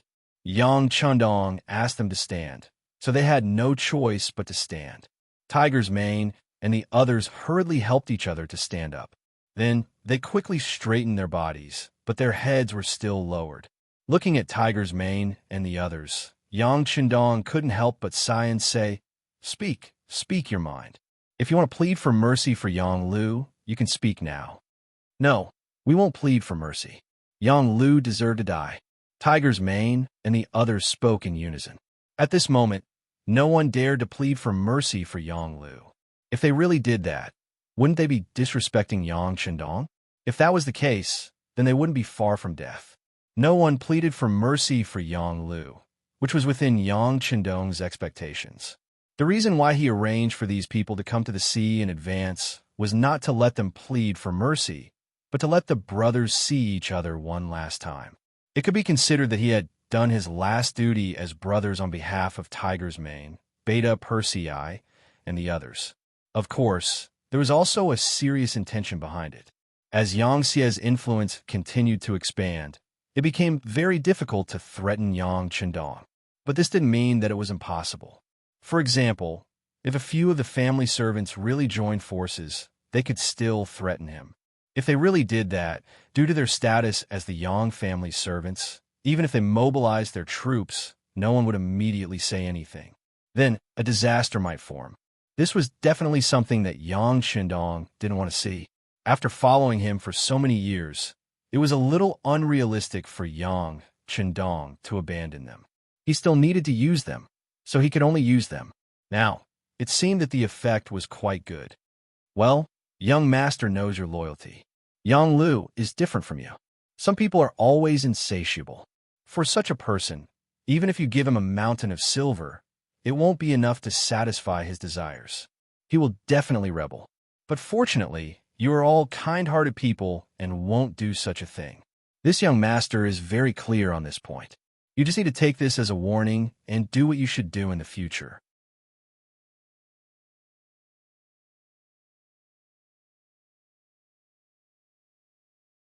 Chapter 1659. Hearing this, Tiger's Mane and the others were touched. Tears flowed down their cheeks as they agreed in unison. Good. Now there are two things that you need to do.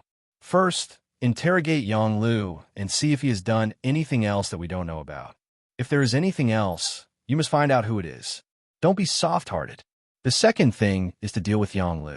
He must die, but how do you want to deal with his family? Come up with a plan now. Over the years, Tiger's Mane and Yang Xie's servants all had their own families, and they all had more than one wife. It was the same for Yang Lu. There were more than 20 recorded wives, and naturally, there were many children. Yang Xin had done a count before.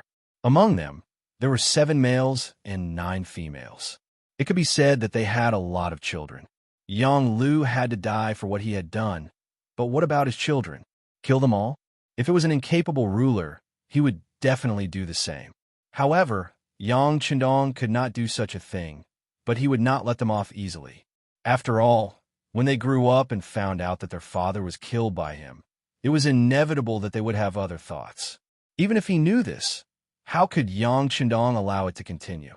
That was why he called Tiger's Mane and the others here today to solve this problem. When they heard the problem of Yang Lu's family, their faces were bitter. They all thought that the young master was going to kill them all. Although what Yang Lu had done was indeed enough to kill 9 generations of his family, they were still brothers of Yang Lu. If they were to watch his entire family get killed, they would feel somewhat apologetic. However, at this time, they no longer had the courage and ability to plead with Yang Chendong. It could be said that Yang Lu's matter had nothing to do with them, but was that really the case? If they were not the servants of a Yang family, how could Yang Lu have the ability to set up such a big plan? With Yang Xie's strong supervision methods, how could these things not be discovered? In the end, it was Yang Xie's identity as a servant that played a role. It made people believe that what they did was beneficial to Yang Chendong. That was why no one investigated it. Because of this, Yang Chendong had stripped them of all their privileges and even demoted them to commoners. It wasn't too much. At that time, they were all bound together for good or ill. Unable to open their mouths to say anything, the 5 of them didn't know what to say. For a moment, the main cabin fell into silence. Why aren't you talking? Let's talk. Otherwise, when it's the young master's turn to speak, I'm afraid you'll regret it. Yang Chendong knew what everyone was thinking. Therefore, he directly threatened them. Only in this way could he force them to express their stance. Hearing this, the 5 of them panicked.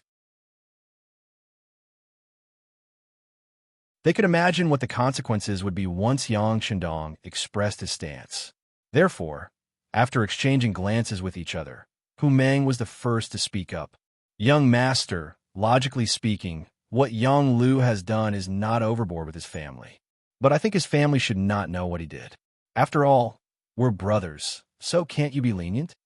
With Tiger's Man taking the lead, Beta Persei also begged, yes, just leniency. His family can choose to be exiled.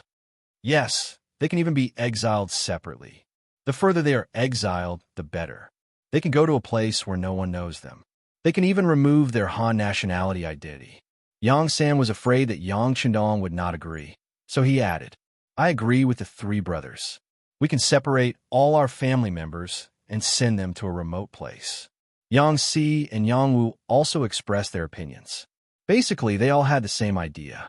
After the five of them expressed their opinions one after another, they fell silent again. They only looked at Yang Chendong nervously, waiting for the young master's final decision. Yang Chendong did not say anything immediately. Instead, he first looked at the five of them with a scrutinizing gaze. No matter who his gaze fell on, that person quickly lowered their head, as if they had done something wrong and did not dare to look at him. After an unknown amount of time, Yang Chendong finally sighed and said, Forget it. Since you all care so much about your brotherhood, I can't say anything about the young master. I'll allow it. Yang Chendong finally expressed his stance and agreed with the five of them. Tiger's Man and the others also breathed a sigh of relief. Then they kowtowed nonstop to express their gratitude at the moment. But you have to remember that this matter is not over. If any of you have any delusional thoughts in the future, I won't let you off easily. Not only that, I won't spare any of Yang Lu's family members. Also, don't try to play any tricks. The young master will send someone else to supervise you. As for who it is, you don't need to know. If you find out that any of Yang Lu's family members are being taken special care of, then the five of you can just wait to be locked up and never see the light of day again. He still had to give him a warning. Yang Chendong could spare Yang Lu's life on account of his contributions and Tiger's Man and the others' pleas. But if these people still wanted to play any tricks, then sorry, he could only bear the pain and take action. We don't dare. At this moment, Tiger's Man and the others did not dare to play any tricks. It had to be said that the servants were all good people.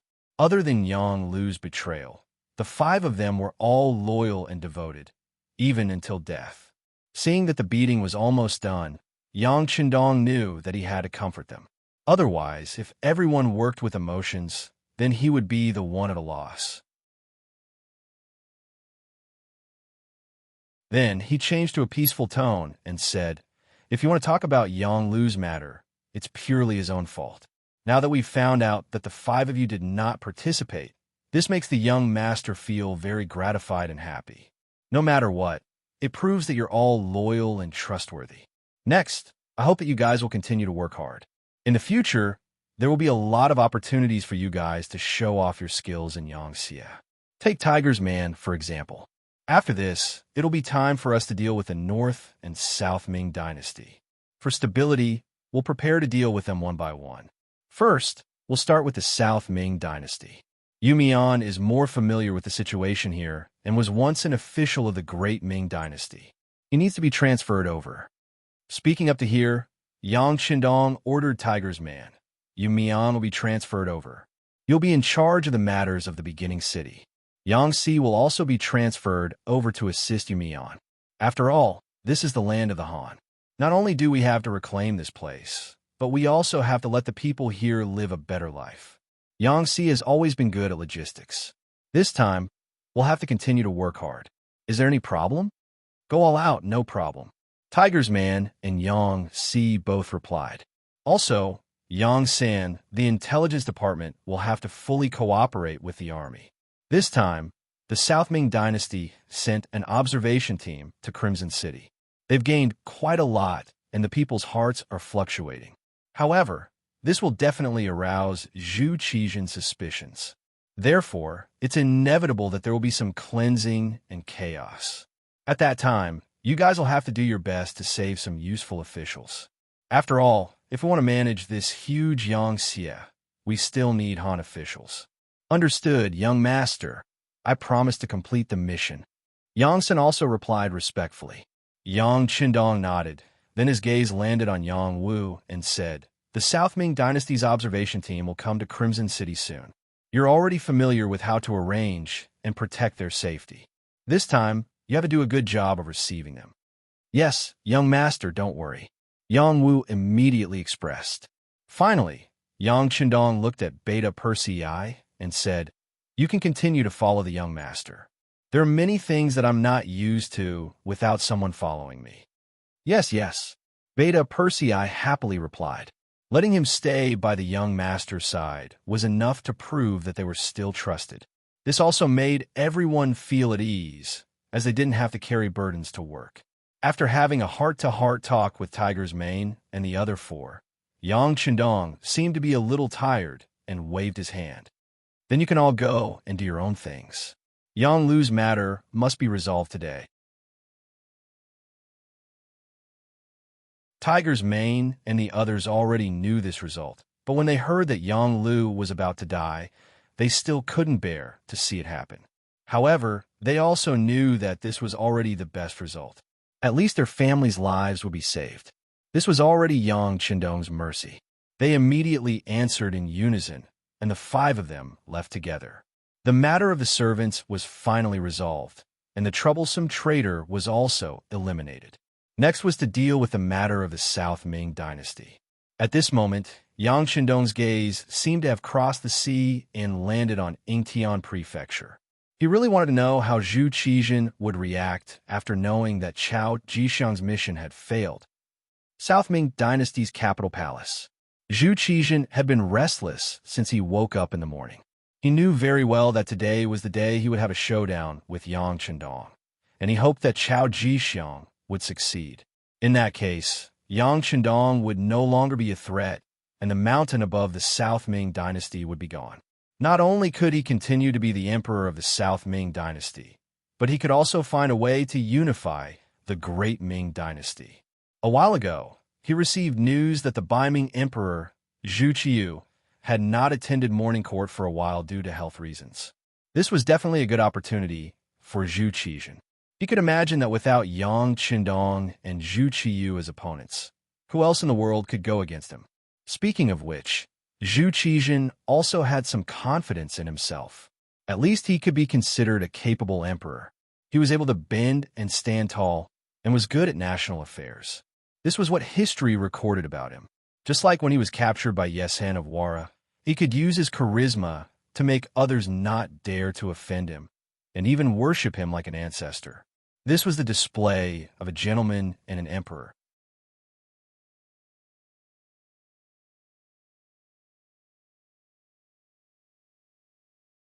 Chapter 1660. After returning to the country, he was put under house arrest by Zhu Qiyu. Even the eunuchs around him bullied him.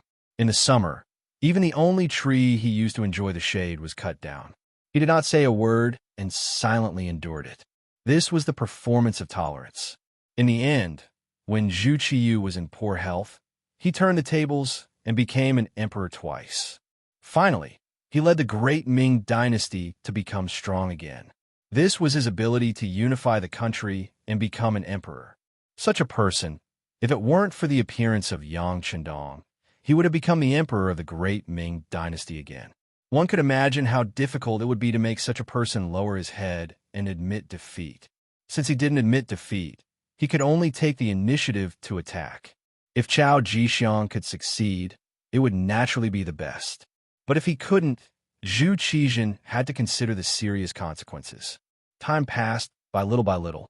Slowly, noon passed, and the sky slowly turned dark. There was still no news. Zhu Qizhen's face remained unchanged. He knew that because the communication was not developed, even if Qiao Jixiang succeeded now, it was impossible for good news to come so quickly. Let's go to the Emperor's palace to take a look. Looking at the sky outside, it was already dark. Zhu Qizhen called senior eunuch Qian, Sung Bao, and went straight to the harem. In the Emperor's palace, the chief eunuch, Mao Mu, was arranging everything in an orderly manner. He seemed to be no different from usual, but if someone observed carefully, they could still find that his hands were trembling slightly. This was caused by excitement. In the afternoon, Mao Mu went out to buy some silk under the order of the Empress. He was able to meet with the intelligence team that specially contacted him. He learned that Chao Jixiang was captured and that Yang Xie would soon make a move on the southern Ming dynasty. In other words, after enduring for so many years, Mao Mu was finally going to see the light of day. It was really exciting just thinking about it. Speaking of which, Mao Mu was not very ambitious, especially after being valued by Empress Qian over the years. His life in the palace could be considered pleasant. His mentality was more peaceful. However, it was undeniable that the internal strife within the eunuch group had never stopped. Now, it was only because Yang Xie brought too much pressure to the southern Ming Empire that everyone's attention was focused on her. This caused the internal strife to be less intense than before. In addition, Empress Qian did not fight for fame or wealth. She never interfered in other aspects of the palace. As the chief eunuch, he was almost a decoration. He also did not have any power, so he was not targeted. Just because nothing happened now didn't mean nothing would happen in the future.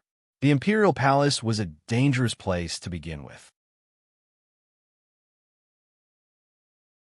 Sometimes, one wrong word could lead to a death sentence. Not to mention, if Yang Xie really failed, the relationship between Mao Mu and Yang Qindong would be discovered.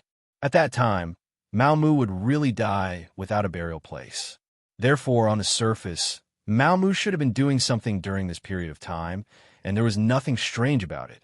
But in the dead of the night, he would always spend his time trembling, afraid that he would accidentally be discovered. The next morning, his head would be gone.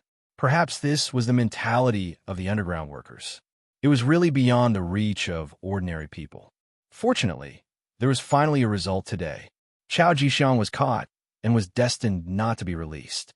Yang Xie was about to make a move, and the situation was gradually becoming clearer. Mao Mu was getting closer and closer to his day of glory. Most importantly, the group that contacted him personally gave him 1 million taels of silver.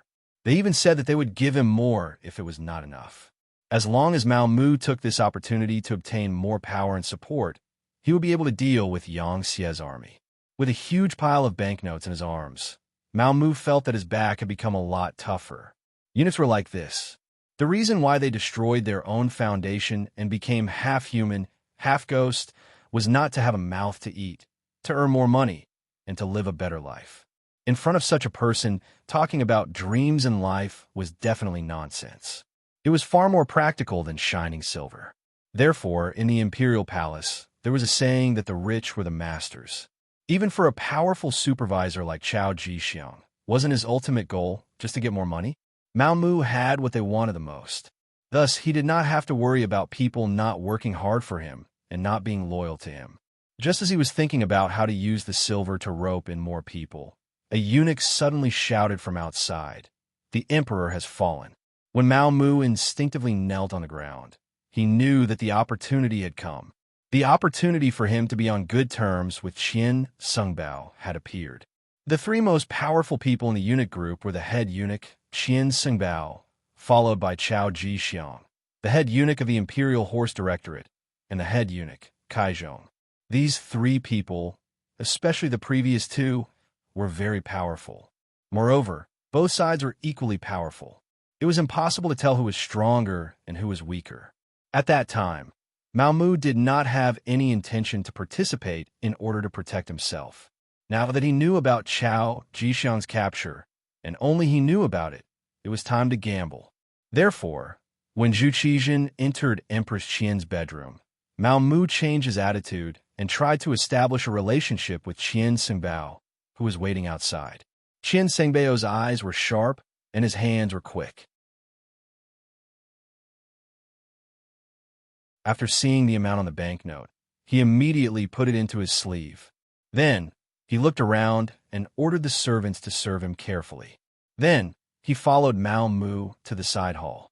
After there was no one else, Qian Sungbao no longer had that high and mighty appearance. Instead, he changed his attitude and asked Mao Mu with a smile, "Eunuch Mao, you are so generous. What do you need this eunuch to do?" They were both eunuchs, so there was no need to hide many things. Mao Mu said respectfully. Eunuch Qian, to be honest, this is this little one's life savings. Now, I'm giving it all to Eunuch Qian to show my respect.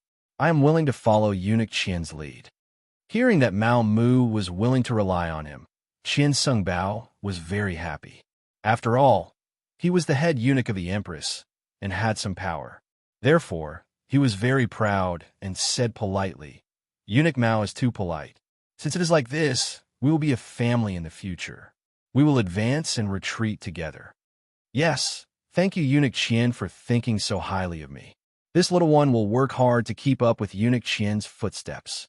Mao Mu seemed to be excited as he spoke with a fawning expression. Qian Sengbao's face flushed when he heard these words. He kept saying good, good, good. He believed that with Mao Mu's loyalty, he would have a higher chance of success when dealing with Chao Jixiang. At the crucial moment, he could have Mao Mu say some bad things about Chao Jixiang to Empress Qian. In addition, he could speak in front of the emperor. Then, there was no need to worry about Chao Jixiang not falling. Qian Sengbao's good mood fell into Mao Mu's eyes. He knew that there were some things he could say. He immediately mentioned that he was only the head eunuch of the Empress and had limited power. Therefore, he wanted to join the embroidered uniform guard and become a deputy director. If it was before, even if someone made such an arrangement, Mao Mu would not do it. The embroidered uniform guard was Chao Jixiang's territory. Without the other party's permission, wouldn't he be looking for trouble? It was even possible that he would lose his life if he did not do it well. However, it was different now. He knew that Chao Jixiang would not return. If he did not make a move now, then when? When Qian Sungbao heard Mao Mu's request, he was shocked. He already knew that Mao Mu was not an ordinary eunuch. Otherwise, he would not have won the emperor's trust. Even the emperor had said more than once that Mao Mu was a good person. It was because he knew that Mao Mu could not endure it forever that it was normal for the other to make a request. He also felt at ease accepting the other's money. However, the other wanted to join the embroidered uniform guard. This really surprised him. As for the embroidered uniform guard, even if Qian Sungbao was the head eunuch, his power was not enough. In particular, Chao Jixiang had many tricks up his sleeve. In addition, his younger brother's nephew and adopted son helped him. These years, it could be said that he firmly controlled the embroidered uniform guard. Even he could not get involved. Therefore, these years, it was not that he did not think of making arrangements for people to join the embroidered uniform guard. It was just that he never had the right opportunity. He could see this logic clearly. He did not believe that Mao Mu could not see it clearly. However, he made this request. What did this mean? Logically speaking, with Qian Sengbao's position as the head eunuch, it was not too difficult to arrange for someone to join the embroidered uniform guard, even if it was a deputy director. First, the embroidered uniform guard was originally the eunuch group's private land. In terms of official position, he, as the head eunuch, could naturally manage and arrange personnel. Second, Mao Mu's qualifications were enough. He had been the Empress's head eunuch for more than 10 years. His rank had long been promoted. He could even be a director. There was also the most important third point. Chao Jixiang was not at home right now. It seemed that the emperor had arranged for him to do some secret things. Now was an opportunity to arrange for someone without any obstacles. But the problem was if Mao Mu went to the embroidered uniform guard, once Chao Jixiang returned, would he have a good time? An outsider suddenly appeared in his own territory. At that time, it would not be easy for Mao Mu to safely withdraw. Since he had received the other party's money, of course he had to think for them. In Eunuch Mao, the embroidered uniform guard is Eunuch Chao's territory. Once you enter, you'll be arranged by this public security officer. I am afraid that he will have some thoughts. When the time comes and he really wants to argue, I am afraid that this duke will not be able to do anything. This was not an order, but a discussion. It was enough to prove that the 50,000 taels banknote was useful. At least, Qian Sungbao was thinking for Mao Mu. Many thanks for Qian Sengbao's consideration. This one has already thought about it. If I do not want to be unknown, then I must accept the challenge. So what if it was the embroidered uniform guard? In the end, Qian Sungbao was the head eunuch. How could this kind of power belong to Chao Jixiang's family? If this goes on for a long time, I am afraid that there will be a day when the tail will grow too big and it will threaten Qian Sengbao's safety. Since this is the case, this one is not talented, but I am willing to share Qian Sengbao's worries. Even if it is a dragon's pool or a tiger's den, I will still go and take a look. If it is not done well, it will be nothing more than 100 caddies of meat. If it is done well, it will greatly restrict Chao Jixiang's power. This way, Qian Sengbao will not let down his position as the head eunuch.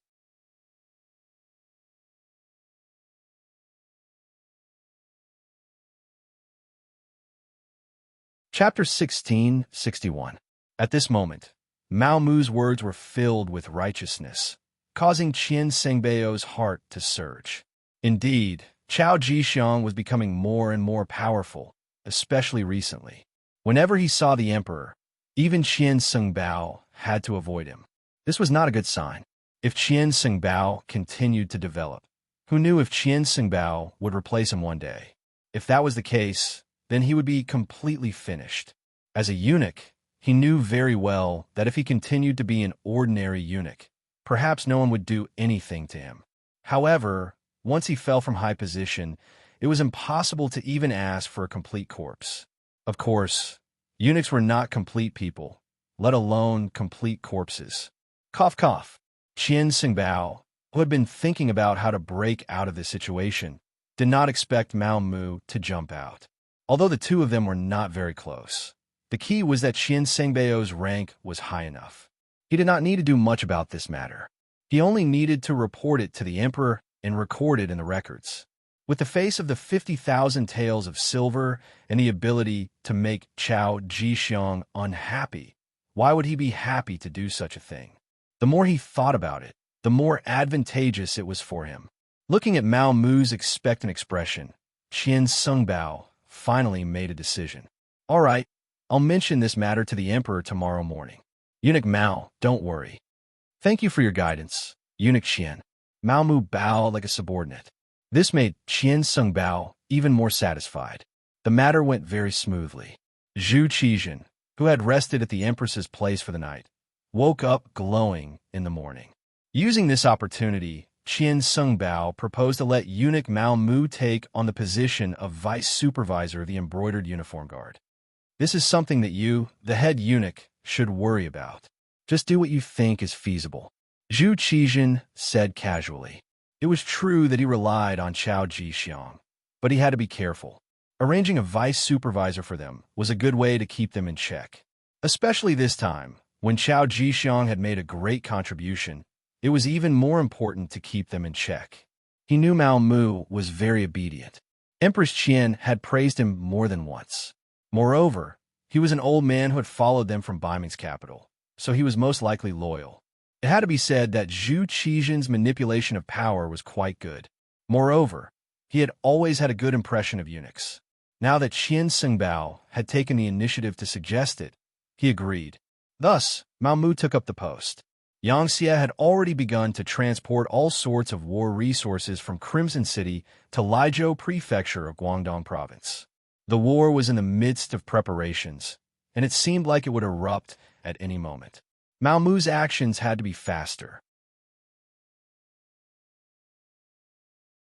After receiving the appointment decree from Monk Qianbao, Mao Mu went to the embroidered uniform guard to take up his post. Mao Mu took the imperial edict to the embroidered uniform guard. All the important figures in the family, as well as some Qianhu and vice Qianhu, came out to greet the imperial edict. But when they found out that Mao Mu was going to be the deputy factory manager, the faces of the people who came to welcome them immediately fell. The entire welcome hall was quickly emptied, leaving only a deputy Qianhu named Wu Ben standing there. Mao Mu was not surprised that everyone had left because he already knew the current power structure of the embroidered uniform guard. The embroidered uniform guard commander Chao Zheng, Chao Jixiang's younger brother, was primary third rank. Commander Chao Yan, Chao Jixiang's nephew, was secondary third rank. Commander Chao Xian, Chao Jixiang's adopted son, was primary fourth rank. Commander Wen Jing, Chao Jixiang's trusted aide, was primary 4th rank. Guardian Chao Duo, Chao Jixiang's adopted son, was secondary 4th rank. Guardian Su Hui, Chao Jixiang's trusted aide, was secondary 4th rank, etc. All of these people had a very close relationship with Chao Jixiang. Mao Mu had already understood the situation before he came here. He didn't expect these people to have a better attitude towards him. However, there was still one person who had not left. This was outside of his expectations. Although it was only a deputy Qianhu, it was still very pleasing. "You are Wu Bin?" Mao Mu smiled as he looked at the only person who had not left and sat down on the main seat. Wu Bin noticed that Mao Mu was sitting on the main seat. That was the seat that only Chao Jixiang could sit on in the past. Even when Chao Jixiang was not present, his younger brother, the current commander Chao Zheng, did not dare sit there. But now, Mao Mu sat on that seat naturally. Needless to say, his ambition was obvious. Seeing this scene, Wu Bin was even more determined to join Chao Jixiang. It was not for anything else, but because he had unintentionally offended Qianhu Chao Duo. This was Chao Jixiang's adopted son. Now, he was just waiting for Chao Jixiang to come back and deal with him. He had no other choice but to turn to any doctor in his desperation. Mao Mu was his life's hope. Other than relying on him, he had no other choice but to treat a dead horse as a living horse. So when Mao Mu asked, he did not stand and simply knelt on the ground. "This little one is Deputy Qianhu Wu Bin. In the future, I am willing to serve Lord Mao." How could Mao Mu not know what he was thinking when he knelt in front of him? There was no need to guess the process. Presumably, he had offended someone in the Chao family, so he had to do this. Wasn't this what he wanted? Previously, he had been worried that there was no one by his side that he could use and needed to be promoted. Now that Wu Bin had taken the initiative to join him, it was a pleasant surprise.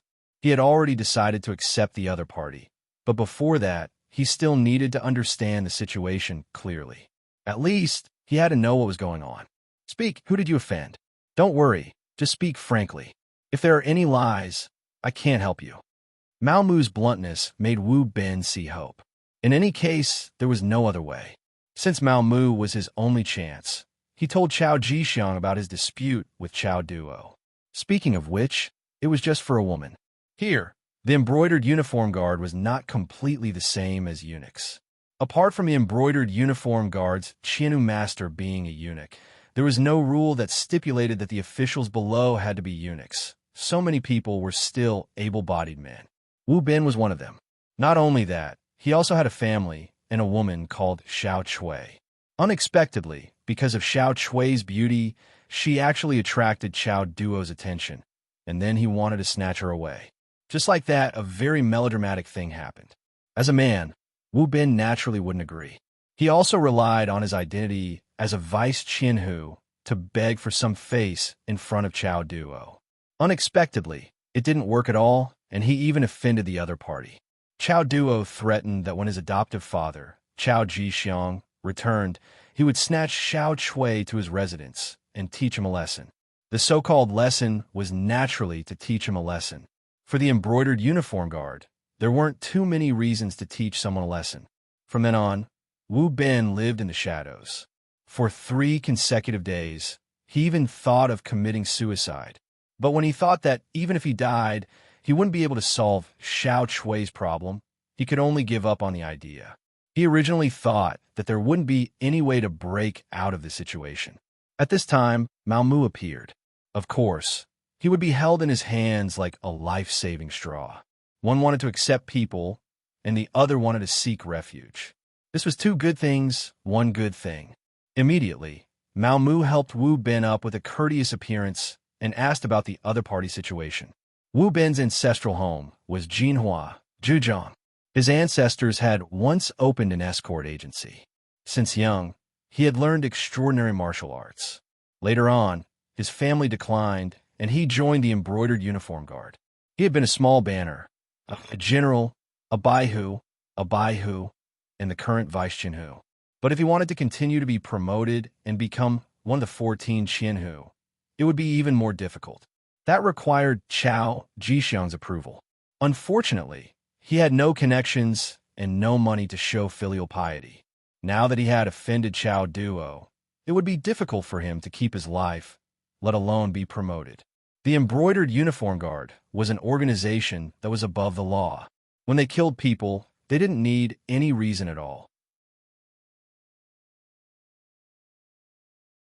As the Vice Chinhu of the Embroidered Uniform Guard, Wu Bin knew this better than outsiders. Hearing Wu Bin say this, Mao Mu was very satisfied. He couldn't help but ask, "Oh, so your martial arts are not bad. But compared to the other Chinhu, who is stronger and who is weaker?" At this moment, Wu Bin, who saw Mao Mu as his savior, didn't dare to boast. But on this matter, he couldn't help but express his opinion. The so-called Chinhu are only people that Chao Jishang trusts or people who give him large amounts of money. In terms of ability, there aren't many who know martial arts. In terms of fighting, they are completely not his opponent. As if afraid that Mao Mu wouldn't believe him, Wu Bin said, "In reality, the people who really do things in the Embroidered Uniform Guard are not commanders, or Chinhu. Basically, they're all people below the Vice Chinhu rank, especially the general and small banners." Mao Mu also knew this. In the Embroidered Uniform Guard, the small banners were in charge of 10 people, the general banners were in charge of 5 small banners, the Baihu were in charge of 2 general banners, and the Chinhu were in charge of 10 Baihu. According to the Ming Dynasty, the Embroidered Uniform Guard was an independent guard office with a total of 5,600 people. A Chinhu had 1,120 people, and a Baihu had 112 people. This was the standard. But in reality, the number of people depended on the Embroidered Uniform Guard's ability. In the mid to late Ming Dynasty, because there was no upper limit to the number of people in the Embroidered Uniform Guard, the total number of people increased to around 60,000 to 100,000. The current Embroidered Uniform Guard, under Chao Jishang's leadership, had developed in a somewhat abnormal direction. The number of people had long since exceeded 10,000, which was more than twice the number set by the court. This gave Mao Mu more space to show off. If there were fewer people, it would be difficult to do anything big. Wu Bin's explanation gave Mao Mu a better understanding of the current Embroidered Uniform Guard. He had already decided to accept Wu Bin as a person. First of all, this was the first person to rely on him, and it had to have a publicity effect. Second of all, this person was indeed a talent. In addition, he had already offended the Chao family, so he could use him without worry. But just relying on this person was definitely not enough. Mao Mu already had an idea, so he had Wu Bin follow him to the Embroidered Uniform Guard's discipline prison. He wanted to go there to find someone useful. You're tuning in to the Romance Rendezvous YouTube channel. We're so grateful for your support, and don't forget to subscribe to join us on this incredible journey through captivating stories. Your generosity through donations truly makes a world of difference, as it's the primary source of revenue that allows me to expand and enhance this channel for you. Thank you from the bottom of my heart for being a part of this adventure.